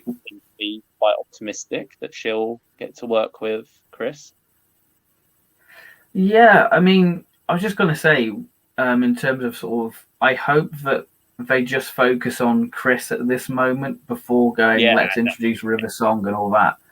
Like, I feel like it needs to be earned. So if we've got these 12 stories of Eccleston, let's make the most of these 12 stories, and then let's do a multi-Doctor story, let's do River Song, let's focus on these 12 stories, enjoy them. Yeah, definitely. It's interesting. We haven't even got like a classic monster or New Who monster to draw us in. It's just Eccleston and these new characters, new monsters. I think that's enough. I feel like that's enough of a drawing factor, really. Yeah, definitely. It's enough to Big Finish again. What's it called? Vinyl release. Yeah, I mean, I've pre-ordered the vinyls, which I'm excited for. I'm excited to see what they're going to do with those vinyls, because we haven't got a cover for those yet. So it'd be quite interesting. I mean, are you going to go for the vinyl, or? I think I might just go for the CDs with these ones, and then go for vinyl with Dalek Universe, because that feels more fitting for vinyl. Because vinyl, is quite this old format. It's got this vintage quality to it. And Dalek Universe is sort of going for that, with Tennant being flung back into like the world of 60s and stuff. So, and it's also got, like, because of the length of what you can fit on a vinyl, it's going to be split into these 2-parters. I don't quite think Eccleston will work as a 2-parter, but I think Tennant in this classic Who setting, the 2-parter will be more bearable. So yeah, I will. Also, it's cheaper to get the 3 Dalek Universe than the 4 9th Doctor. Yeah, that is true, actually. If they announce more Eccleston in sort of like the same format with more finals, at least with Dalek Universe, it's safe to say it's those 3 and done. Yeah, I might have shot myself in the foot with that. But we'll have to see. We'll have to see how that pays off, really. Unless they do a prisoner and have the first volume be in that deluxe case, and the second one's just a weird little. Oh, they could do that. Knowing me, I'll probably buy the CDs as well because I just like to have the Ninth Doctor in big finish form on the shelf of the other CDs because I'm weird like that. But have to see on that one. But yeah, it's the first box. Another reason not to pick up Lady Christina. Save the money for put the money. Doctor. Yeah, put the money for Eccles Boy. So he's like, if we can have more Eccles Boy, it'd be great. But yeah, let's quickly talk about Ravagers. It's all by Nick Briggs, and I guess it's sort of going to be quite like the War Doctor first box set, but it's all penned by him. And the story seems very familiar to a Titan comic, what they did when they announced the Ninth Doctor in the Titan comic range with sort of the sort of selling Time Lord technology and who's going to be the new Lords of Time. So it does seem very familiar, very similar to what they did with that Weapons of Destruction comic. It seems like they're bouncing back through history a bit because we've got the a tank on there to the left with some barbed wire, and then on the right we've got some Romans, and it looks like some maybe 18th century soldiers of some kind on the. I don't know. I mean, it could be the return of. I'll go on. I was just going to say we know Sphere of Freedom is set in the future on this colony world or something with Freedom City. So. Yeah, sorry. What were you going to say? I mean, I was just going to say it could be the return of like the Iron Legion with sort of the Romans in the tank, like the Iron Legion from that Fourth Doctor comic. I mean, we've got a Transformer-esque robot on there. Yeah, it does feel very sort of Transformer-esque, doesn't it? With that, so that's going to be interesting to see how that translates. Yeah, it does look a little bit tacky. Individual covers as well. I mean, it does sort of remind me of sort of a 2005 novel, the tie-in novels. It does sort of seem like that with just like the one picture of the Doctor on the cover and then sort of like a bit of the story at the bottom of it, really. It does remind me of that sort of Eccles Boy novel covers. Yeah, and I think it also has a feel of the DVD covers with that blue design going around. Yeah, it's very like the vanilla releases of Series 1, like the Dalek cover, like you say, which is that blue image, really. You can definitely see that working with that sort of vanilla DVD look. Yeah, it's funny to think we don't really know much about the release still. Like, we don't have many details, and we're still waiting on that trailer. I mean, that's going to be such a strange feeling. Like we know it's happening, we know it's all in the can, but it's just sitting down and listening to him say Doctor Who lines again. It's going to be like an out-of-body experience, really, I feel. Just hope we don't get trolled and hear Nick Briggs go, "Hello, I'm the Doctor." Oh, no. What's going on here? I don't want the Wallace and Gromit Ninth Doctor, please. I want actual Eccles Boy, thank you. But yeah, we're all excited. We're all 2005 fans, so it was the starting point of us being fans. So it's great to have our first Doctors back. Yeah, your first Doctor Who experience where you watched Christopher Eccleston on screen. Yeah, he grabbed our hands and said run, and we've been running ever since with the lovely Northerner, and now he's a Northerner again with Jodie. I think that's all we can say about Eccleston, but we're all very excited for him, and we can't wait to experience that 2005. It's going to be lovely to hear the 2005 theme. It's just going to be lovely to hear that on Big Finish. It's going to be lovely. It's going to be great. Yeah, we'd have heard that with the Rose sets, wouldn't we? Or set Volume 2. Yeah. But I feel like it's going to hit different. Yeah, they did. It's just going to hit differently having Eccleston. No, what's it called? Pre-title sequence like Rose, just start straight with the theme on that first story. Oh, for episode 1, yeah. Oh, yeah. Definitely. That would be lovely. Yeah, I think that. Yeah, I'm all for that. That's a good nice little nod. Otherwise, we riot. Yeah, we will storm the home studios of the people in it, going, "Come on, guys, give us this." Yeah. Should we move on to good old Tennant? Or whatever it was. We'll do that. Should we go on to good old David boy? Yeah, he's got a lot coming. Finally got some details on Dalek Universe 1. Yeah, good job we held fire doing this, so we've got details.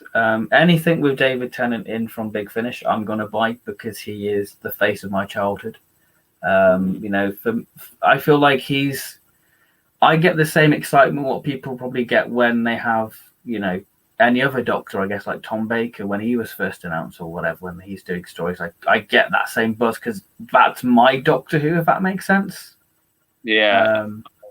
That's the version of the show I grew up with, so I feel like maybe there's a bit of natural bias and excitement with Tennant stuff because I'm like, yay, that's my childhood. Let's slip into that for a good hour or two and enjoy this sort of stuff. It's also him. It feels like him diving fully into Big Finish. Like before, it felt like just dipping your toes in. You have these odd just stories recreating the era, whereas now we're jumping in with a 9-part arc. We've got classic Daleks in there, Davros, all this fun stuff. That really feels like a unique era of the show, like a unique experience exclusive to Big Finish. This isn't them trying to remake what's come before on TV. This is them making something completely new, merging elements of old and not quite as old. Yeah. For me, it reminds me of like the specials. It does sort of have that sort of specials feel to it, and sort of the cover art to it. It does have that sort of remind you of that sort of era of the show.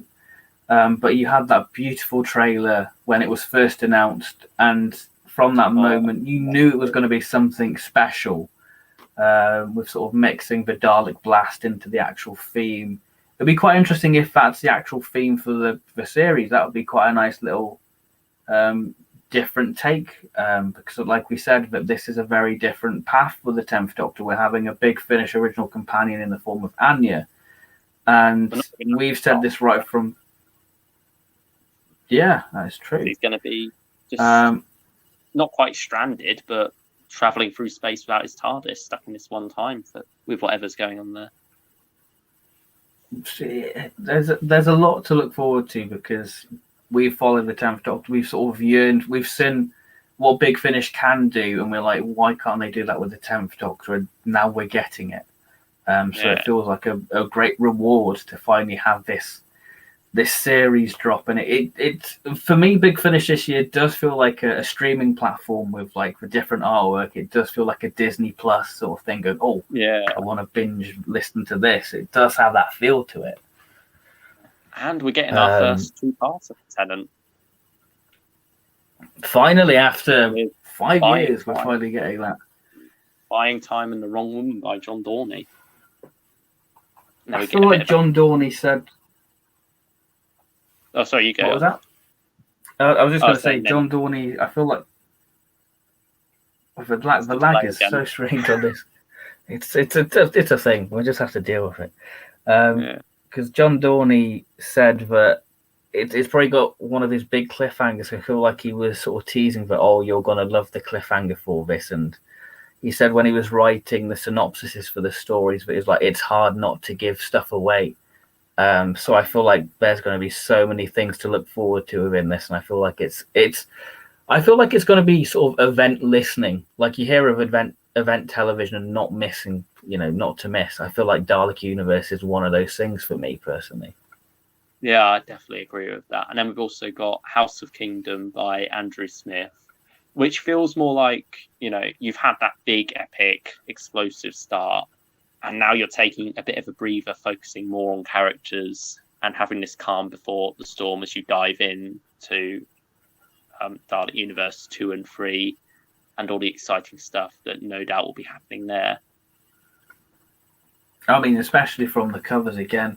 Volume 2, like just the composition of the covers are beautiful, like with Tennant looking up on Volume 2 and then sort of the rusty Daleks with like the mutants sort of spewing out of the sort of neck section. It just looks so incredible, like the artwork, brilliant. And then Volume 3, Mavellan River Song, stroke of genius. It is utterly brilliant. Yeah. I sort of like saw it on my phone while I was walking home from work, like the first time I saw the cover, so I didn't quite catch the Mavellan River Song. I just saw Mavellan, and then it was raining, so I couldn't get too much of it. But you just have to have a look at that while you can, and there's something great about that cover, and it's great to know we're getting individual covers as well still for this. Yeah, I mean it's a rarity, so you feel like you have to enjoy every bit of individual cover art you get. And this is, if the art works like the box set, then we are definitely in for a treat for this series. Definitely. Yeah. It's going to be exciting times over the next few months, and I'm glad. I like the release format of it being one every 3 months. Like, it's that consistent. It's not like everything's being shoved in your way at once, where it's one every month. But at the same time, you're not too spread out that by the time you get to the next set, like, wait, what happened in the previous one? Yeah, you can remember what happened. Yeah, it still feels like they're close enough to be connected, but far enough to make you savor them individually a little bit more. I mean, I think I definitely would like to do like a live stream covering Dalek Universe. So maybe that's like a thing we can do in sort of October, maybe November. Do a Dalek Universe one, sort of covering the whole of Dalek Universe. You know, looking back on us now, were we right to hype it up? You know, it'd be quite interesting.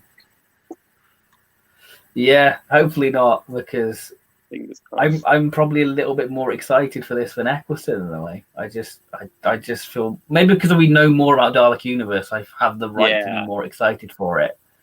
But Eccleston, we know nothing about those next 3 sets. We just know it's Christopher Eccleston. You know, enjoy at this point. And again, we've got Mark Gatiss. He's not. I mean, he could be playing the Master Sam Kisgard at this point, but it seems like he's playing a very different character. But again, could still be Sam Kisgard. I like the Daleks taking a back seat for Dalek Universe 1. Like, there's 3 box sets worth. We know we're going to get to the good Dalek stuff. I like that they're not overdoing them in the first set and building up to it for Tennant at least. Yeah, you sort of feel like there be sort of Volume 1's cliffhanger that, the Daleks are here, and then we've got to wait 3 months to have that resolution to that. But yeah, hopefully it builds the Daleks up, though. We do get mentions of him, and I'm sure Tennant will reference Anya, and obviously we're going to have a very different dynamic between Tennant and Anya, because obviously the Fourth Doctor, the way that ended in Series 8 of the Fourth Doctor Adventure, so it's going to be definitely an interesting thing to see that explored, because obviously Anya seems to want penance for what she did. She wants to go, look, please forgive me for what I did. So I feel like it's going to be interesting for those two characters to see that dynamic flourish over the sets. And I think also for the 10th Doctor, there's that distance there now. Like, right away, you can understand why the 4th Doctor wouldn't want Anya on board, because it is like he's only just lost, and so there is that sadness still with him immediately, and he's not going to want that constant reminder straight away. Whereas now he's had that time to process everything. He's had time away from it, and so maybe his attitude will be a bit different. It won't be as fresh for him, but at the same time, there is still going to be some consequences of that for Anya. It's not going to be all is forgiven instantly. She is going to have to work towards that, and I like that. House of Kingdom, that seems to very much be diving into that a bit more. I mean, the trailer as well for the 10th Doctor does seem quite doom and gloomy, like talking about the loss of people leaving him and Rose and all that. So it does seem like a nice link back to the ending of Series 8 of the Fourth Doctor in that sense. Yeah. You know what I would like as one just fun cameo at some point? John Coleshaw as Brett Vion. Just like maybe an old audio recording tape they find or something. That'd be pretty nice. Or maybe a flashback of some kind. I think that would just be a nice that would be a lovely little not Easter egg, but a nice little nod back to, Dalek Master Plan, really. Yeah, because that seems to be the main story this one is going for. At least at first.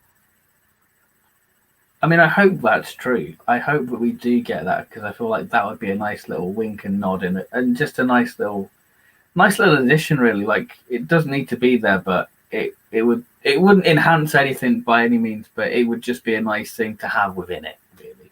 Yeah, and I mean, Anya is related, so yeah, that is true. Yeah, that'd be quite nice to have that. Yeah. But Dalek Universe, we're all very excited for, as you can tell. What other 10th Doctor stuff have we got? We've got the Gates of Hell. That's another thing. 5th Doctor, and Cybermen in the Catacombs of. Yeah, Mark Gatiss, isn't it? I don't think it's related to Dalek Universe or the Master in any way. I mean, it could be at this point. Oh, okay, so it could tie into Dalek Universe, maybe. I think, isn't that like a time character within it? Dalek Universe? I don't know. Or it might actually be the other guest actor, Shelley Conn, playing Tina Drake. I think she might be the time agent, actually. Okay. Yeah, because it mentions the 5th Doctor takes a tour of the catacombs and meets a sassy time agent. I mean, maybe Mark Gatiss could do sassy time agent, but it feels more like a female character there. I mean, hey, let's see what happens with it all, really. But I'm excited for that. Hopefully, we get some body horror with the Cybermen. I mean, it sounds a bit weird saying that on audio, but I hope that we do get some sort of grim notion of body horror within it with the Catacombs of Paris, and hopefully, it's the sort of I guess 10th Planet, Mondasian Cybermen, whatever you want to call them, Cybermen design, because I feel like that would fit that setting. So that we get to see what design they're going to use. Yeah, and obviously 5th Doctor and 10th Doctor, we had a little tease with that in expiry dating, which was a lot of fun, seeing the 5th Doctor be a simp for River, which was nice. It was quite cool. Yeah, that was an interesting dynamic there. So yeah, and obviously this dynamic's, I guess, not as exciting because we've seen it in Time Crash, but nonetheless, it's nice to have like a full story of that. So I'm excited for it. Yeah, the Cybermen feel like a treat because they obviously the Daleks use so much. So when we get a Cyberman story, it's nice. It's quite refreshing in that sense because they're not used as much, so they do feel more earned to be excited for. Do you feel now at a point of acceptance with how they've done Out of Time? Because when it was originally announced, it was sort of made out as almost it would be different Doctors in each set, and then it ended up just being Tennant with a classic Doctor. Do you think you're now at the point where you've moved on from that disappointment of, we're not going to get to see Eccleston with a classic Doctor or things like that?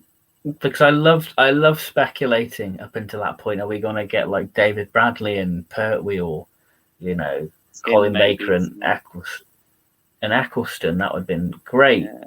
Yeah.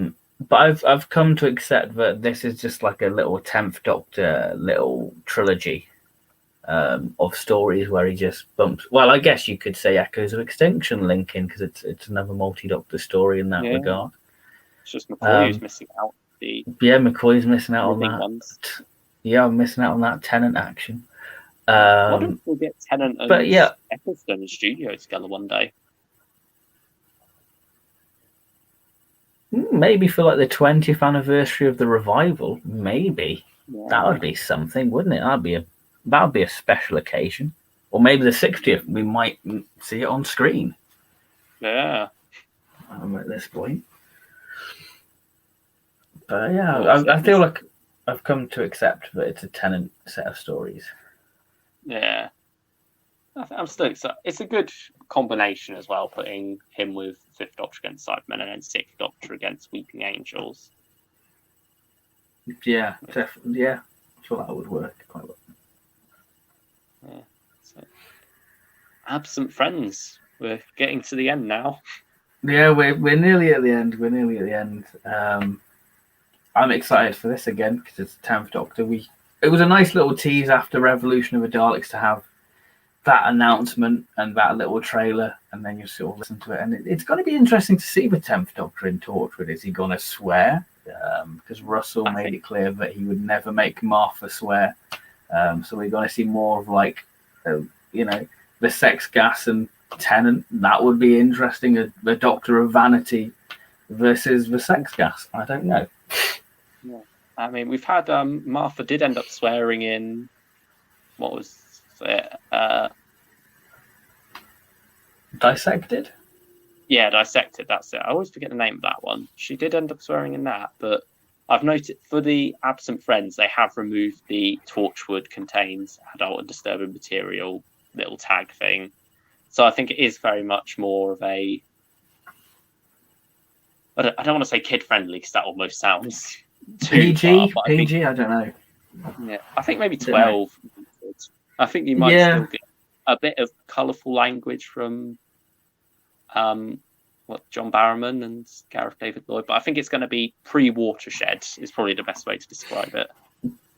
Yeah, I think that's probably the best way to sort of sum it up. Yeah. But still probably a more dark story, and we're used to it. It does seem like a good old ghost story in a way, doesn't it? The sort of voices on audio, on like tape. Yeah. Sort of reminds me of Third Doctor Companion Chronicle, Ghosts in the Machine, with sort of these audio recordings where people's voices have been trapped of the dead, and that's quite a scary Companion Chronicle. So if it's like that, then it'll be a good story. Yeah, I'm excited for it.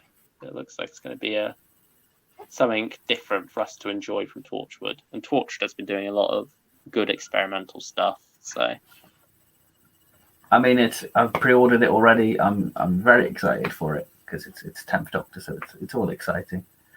Yeah, but I think it works being on audio as well. Like I think if this was a TV thing back in the day, like you said about how Russell wouldn't want the Doctor to co-star in Torchwood the same way he does in Sarah Jane Adventures, I think it works better with an audio because it's a different audience. You're not going to have to worry about kids getting into Torchwood from the Doctor showing up in it and stuff, or them feeling excluded from a Doctor Who story. I think here on audio, it's a different beast, really. Yeah, I think as well because Big Finish, for us it seems quite big, but in the grand scheme of things, it's still quite a niche company. So it's not going to have like the wider exposure it would get if it was TV, if it was on BBC One or BBC Two.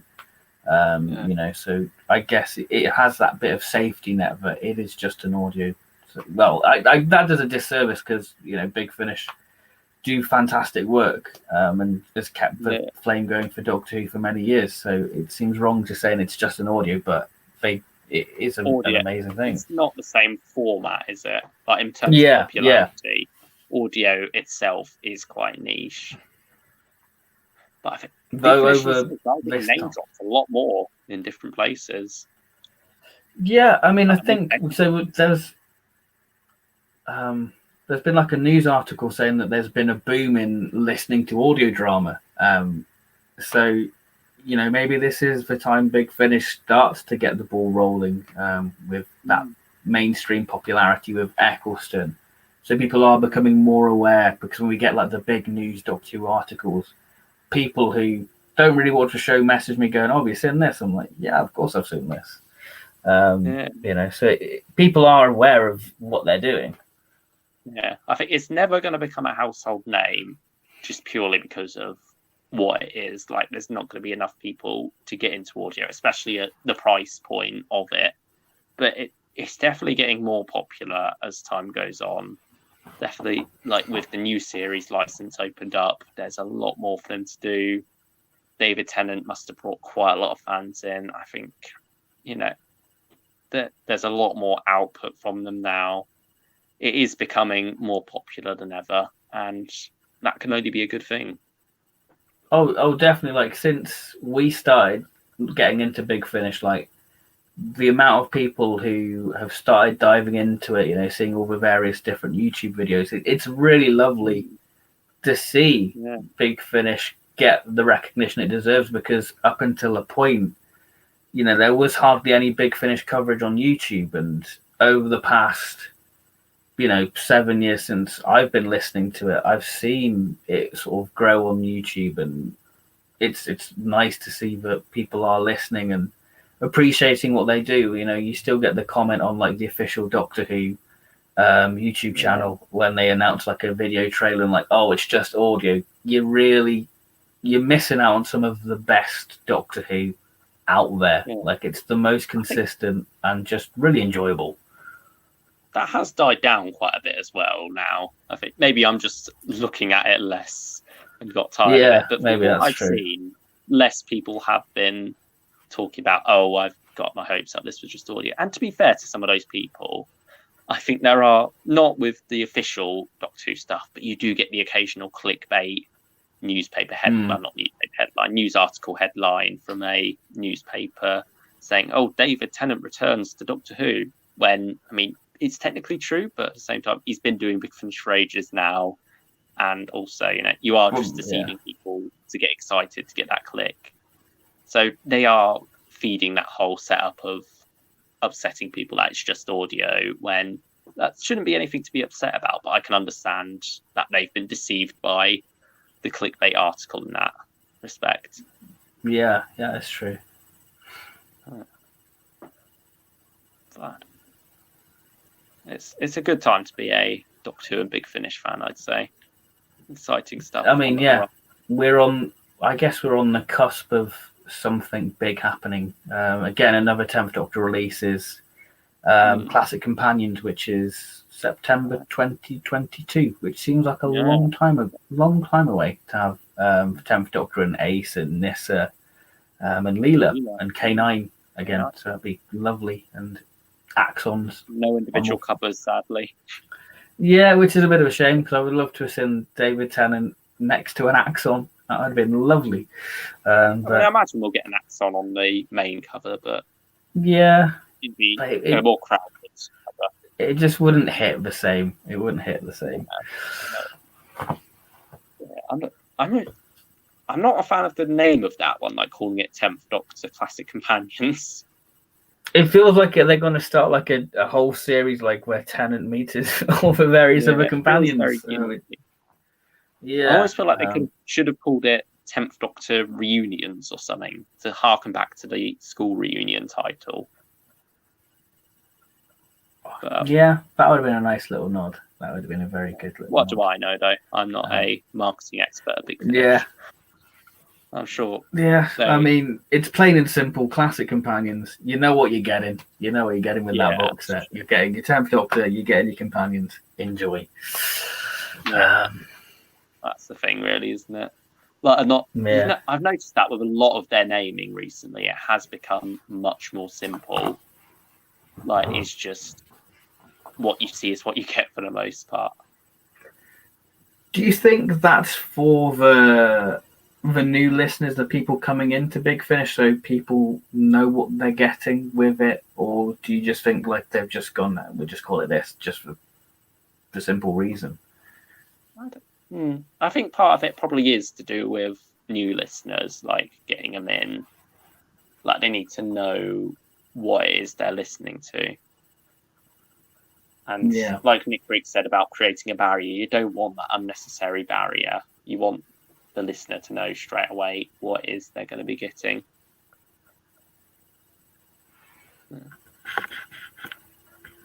I think that's Tennant done, isn't it? All those releases. Yeah, pretty much. What we've got planned, and then one more, is it, with the 11th Doctor Chronicles?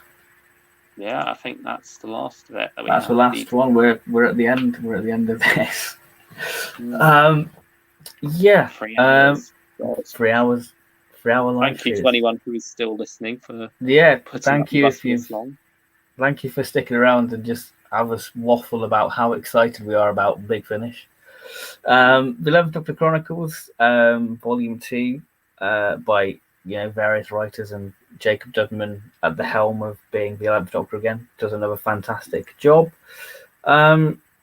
I'm probably going to pick this one up because I do like the 11th Doctor and I did enjoy the first volume. So the cover art just sells it for me. It's just great to have that cover art, So yeah, I'm definitely going to pick it up. I don't feel like we've got any story details yet on it.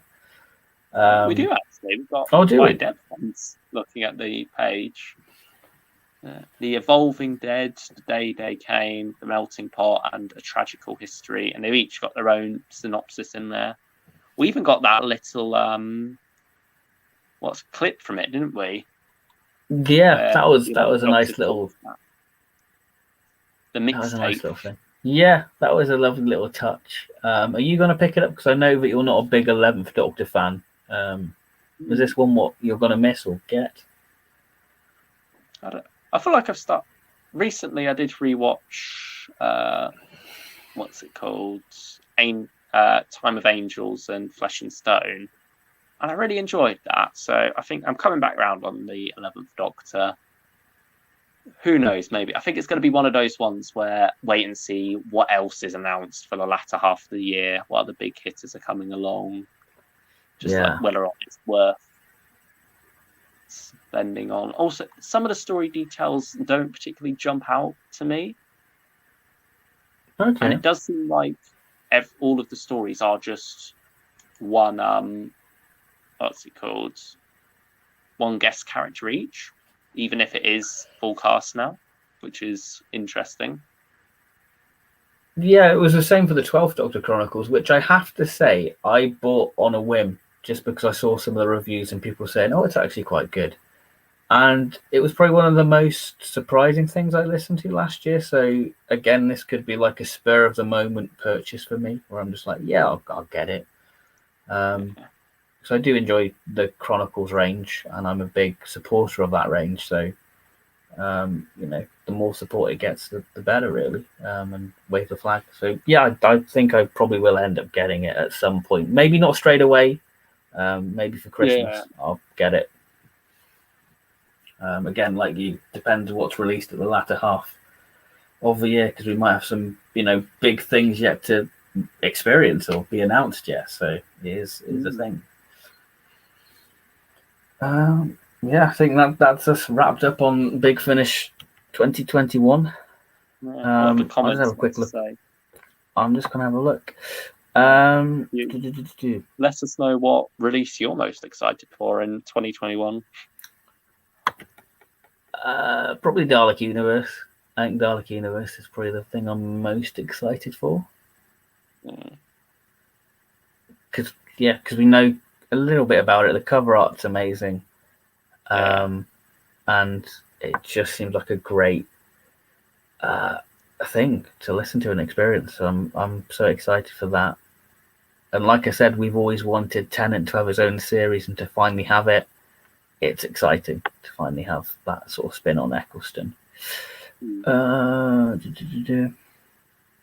other comments? For me, it's going to be Dalek Universe as well. That's the most hyped. I would love to see Liz Sladen's daughter get a new range as Sarah Jane. She sounds great in Revenge of a Cyberman preview. Yeah, I mean, maybe she could take on the mantle of Sarah Jane Adventures, or maybe continue the Sarah Jane Smith audios, because I think Series 2 ended on a cliff. Yeah, so maybe they could do that, because I believe that there were plans to continue that, but obviously Elizabeth Sladen got the call to do it on TV. So it definitely... I think they have said that there's no plans for... what's it called? Anything Sarah Jane Adventures related. I mean, I wonder if that's like a license thing, or I don't know. Yeah. Whether that's down. Say it. Anjali Mahindra, is that how it's said? Yeah. Rani said, yeah, like she's been doing a lot of stuff with Big Finish at the moment. I wouldn't mind getting her on board as like away from Sarah Jane as a companion in her own right, maybe. Like that. Yeah, maybe whack her in a 10th Doctor thing. Yeah. Like Sarah maybe Jane. Give her a classic Doctor. Yeah. I mean, she's done a lot with Peter Davison. She was in what was it? Shadow of the Daleks, and was she was in Wicked Sisters, wasn't she? Yeah, in the Moonrakers. Yeah, there we go. Yeah. And she was in Gallifrey in some capacity, Angie Mahindra. Well, thank you, Kai. Really excited for the first Doctor Adventures box at 5. Yeah, that's going to be exciting one, having that nice balance of pure historical and sci-fi. What else we got? I'm just trying to scroll through all these comments. Precious Annihilation with David Tennant and Alex Kingston. Oh yeah, she was. She was was it like the housekeeper of that person who was? Yeah, barmaid. There we go. And she was also the voice of the gem thing. Yes. So she was. Recently listened to Project Twilight and Jubilee. Both incredible stories. I agree. Project Twilight still one of my favourite stories out there of the Big Finish catalogue. I do love that one. Any good place for free audios? Big Finish podcast. They normally have like a 15-minute drama tease at the end, and Spotify have the first 50 in all manner of Big Finish on there. And Big Finish often do like free part 1, so you've got plenty of choice for free Big Finish there. And also SoundCloud, like the Big Finish SoundCloud have quite a few sort of freebies. And recently, because we're all in lockdown, on a Monday they do like a lockdown download where you get like a free part or the first free story of a box set or a series. So keep your eye on that for those. Yeah, I think if you're interested in like a recent release that's just come out, check the recent Big Finish podcast, because like you said, they do those 15-minute teasers on there. So if you're unsure about it, you can like skip to about 16 minutes before the end of the podcast, and then you'll get to listen to that short preview, and then at the end of that you can decide whether or not you want to dive in for the full experience. I think that's all the questions really. I mean, I hope that you've all enjoyed this rabbit on about Big Finish. 3 hours and a quarter. We can say 3 hours and a quarter. Hope that you've all enjoyed it. And this is definitely going to be an exciting year for Big Finish, and hopefully the start of something incredible for Big Finish, because I feel like we are in this weird transition point where we're slowly fading out of the old, which is sad and all that. But we're getting some very exciting things to, whet our appetite of the future of what Big Finish are going to offer us. So it's very exciting nonetheless. Not like the classic format of half-hour episodes, 4-parters and things like that. That's not going away. That's not going anywhere. We're still going to get a lot of that, but just more variety in story length as well. And more. It's the way it's presented to us, really, isn't it? Like, we're still getting the same story quality, just a different way of listening or way of buying, even. Yeah, definitely. Mel, thanks, dear. Thanks that you enjoyed the live stream.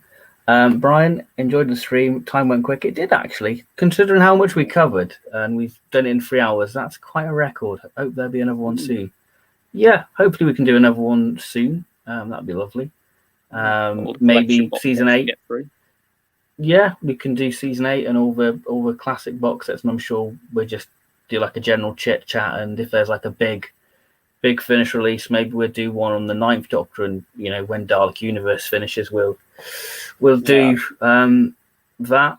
But yeah, the live streams definitely. Hopefully, we can do one a month. Maybe the next one will be season 8, because it's February now, and that's out 8th of March. Hopefully we can watch all of season 8, and then we'll do like a big old review and hopefully get a few more people on to talk about season 8. So yeah, more live streams would be good. So I think that concludes this live stream. Hope that you've all enjoyed it. Hope that you all stay safe in whatever's happening out in the world. So wear a mask and all that, and stay at home. I don't know. Yeah, stay at home. So thank you very much, everyone. Big Finish. Watch Doctor Who. What more can you want with a cup of tea? It's great. So yeah, thank you very much, everyone. Hope that you enjoyed the stream and enjoyed us just waffle on about how brilliant Big Finish is going to be and things we're excited for. So yeah, thank you very much, everyone. And no, it's a pleasure. It's a pleasure. I mean, I couldn't rabbit on by myself. I'll give myself earache. So it's always nice to have somebody there. Even though the lag's been a bit, it's been a bit. I'm cutting in, so I'm sorry if we've soldiered on through.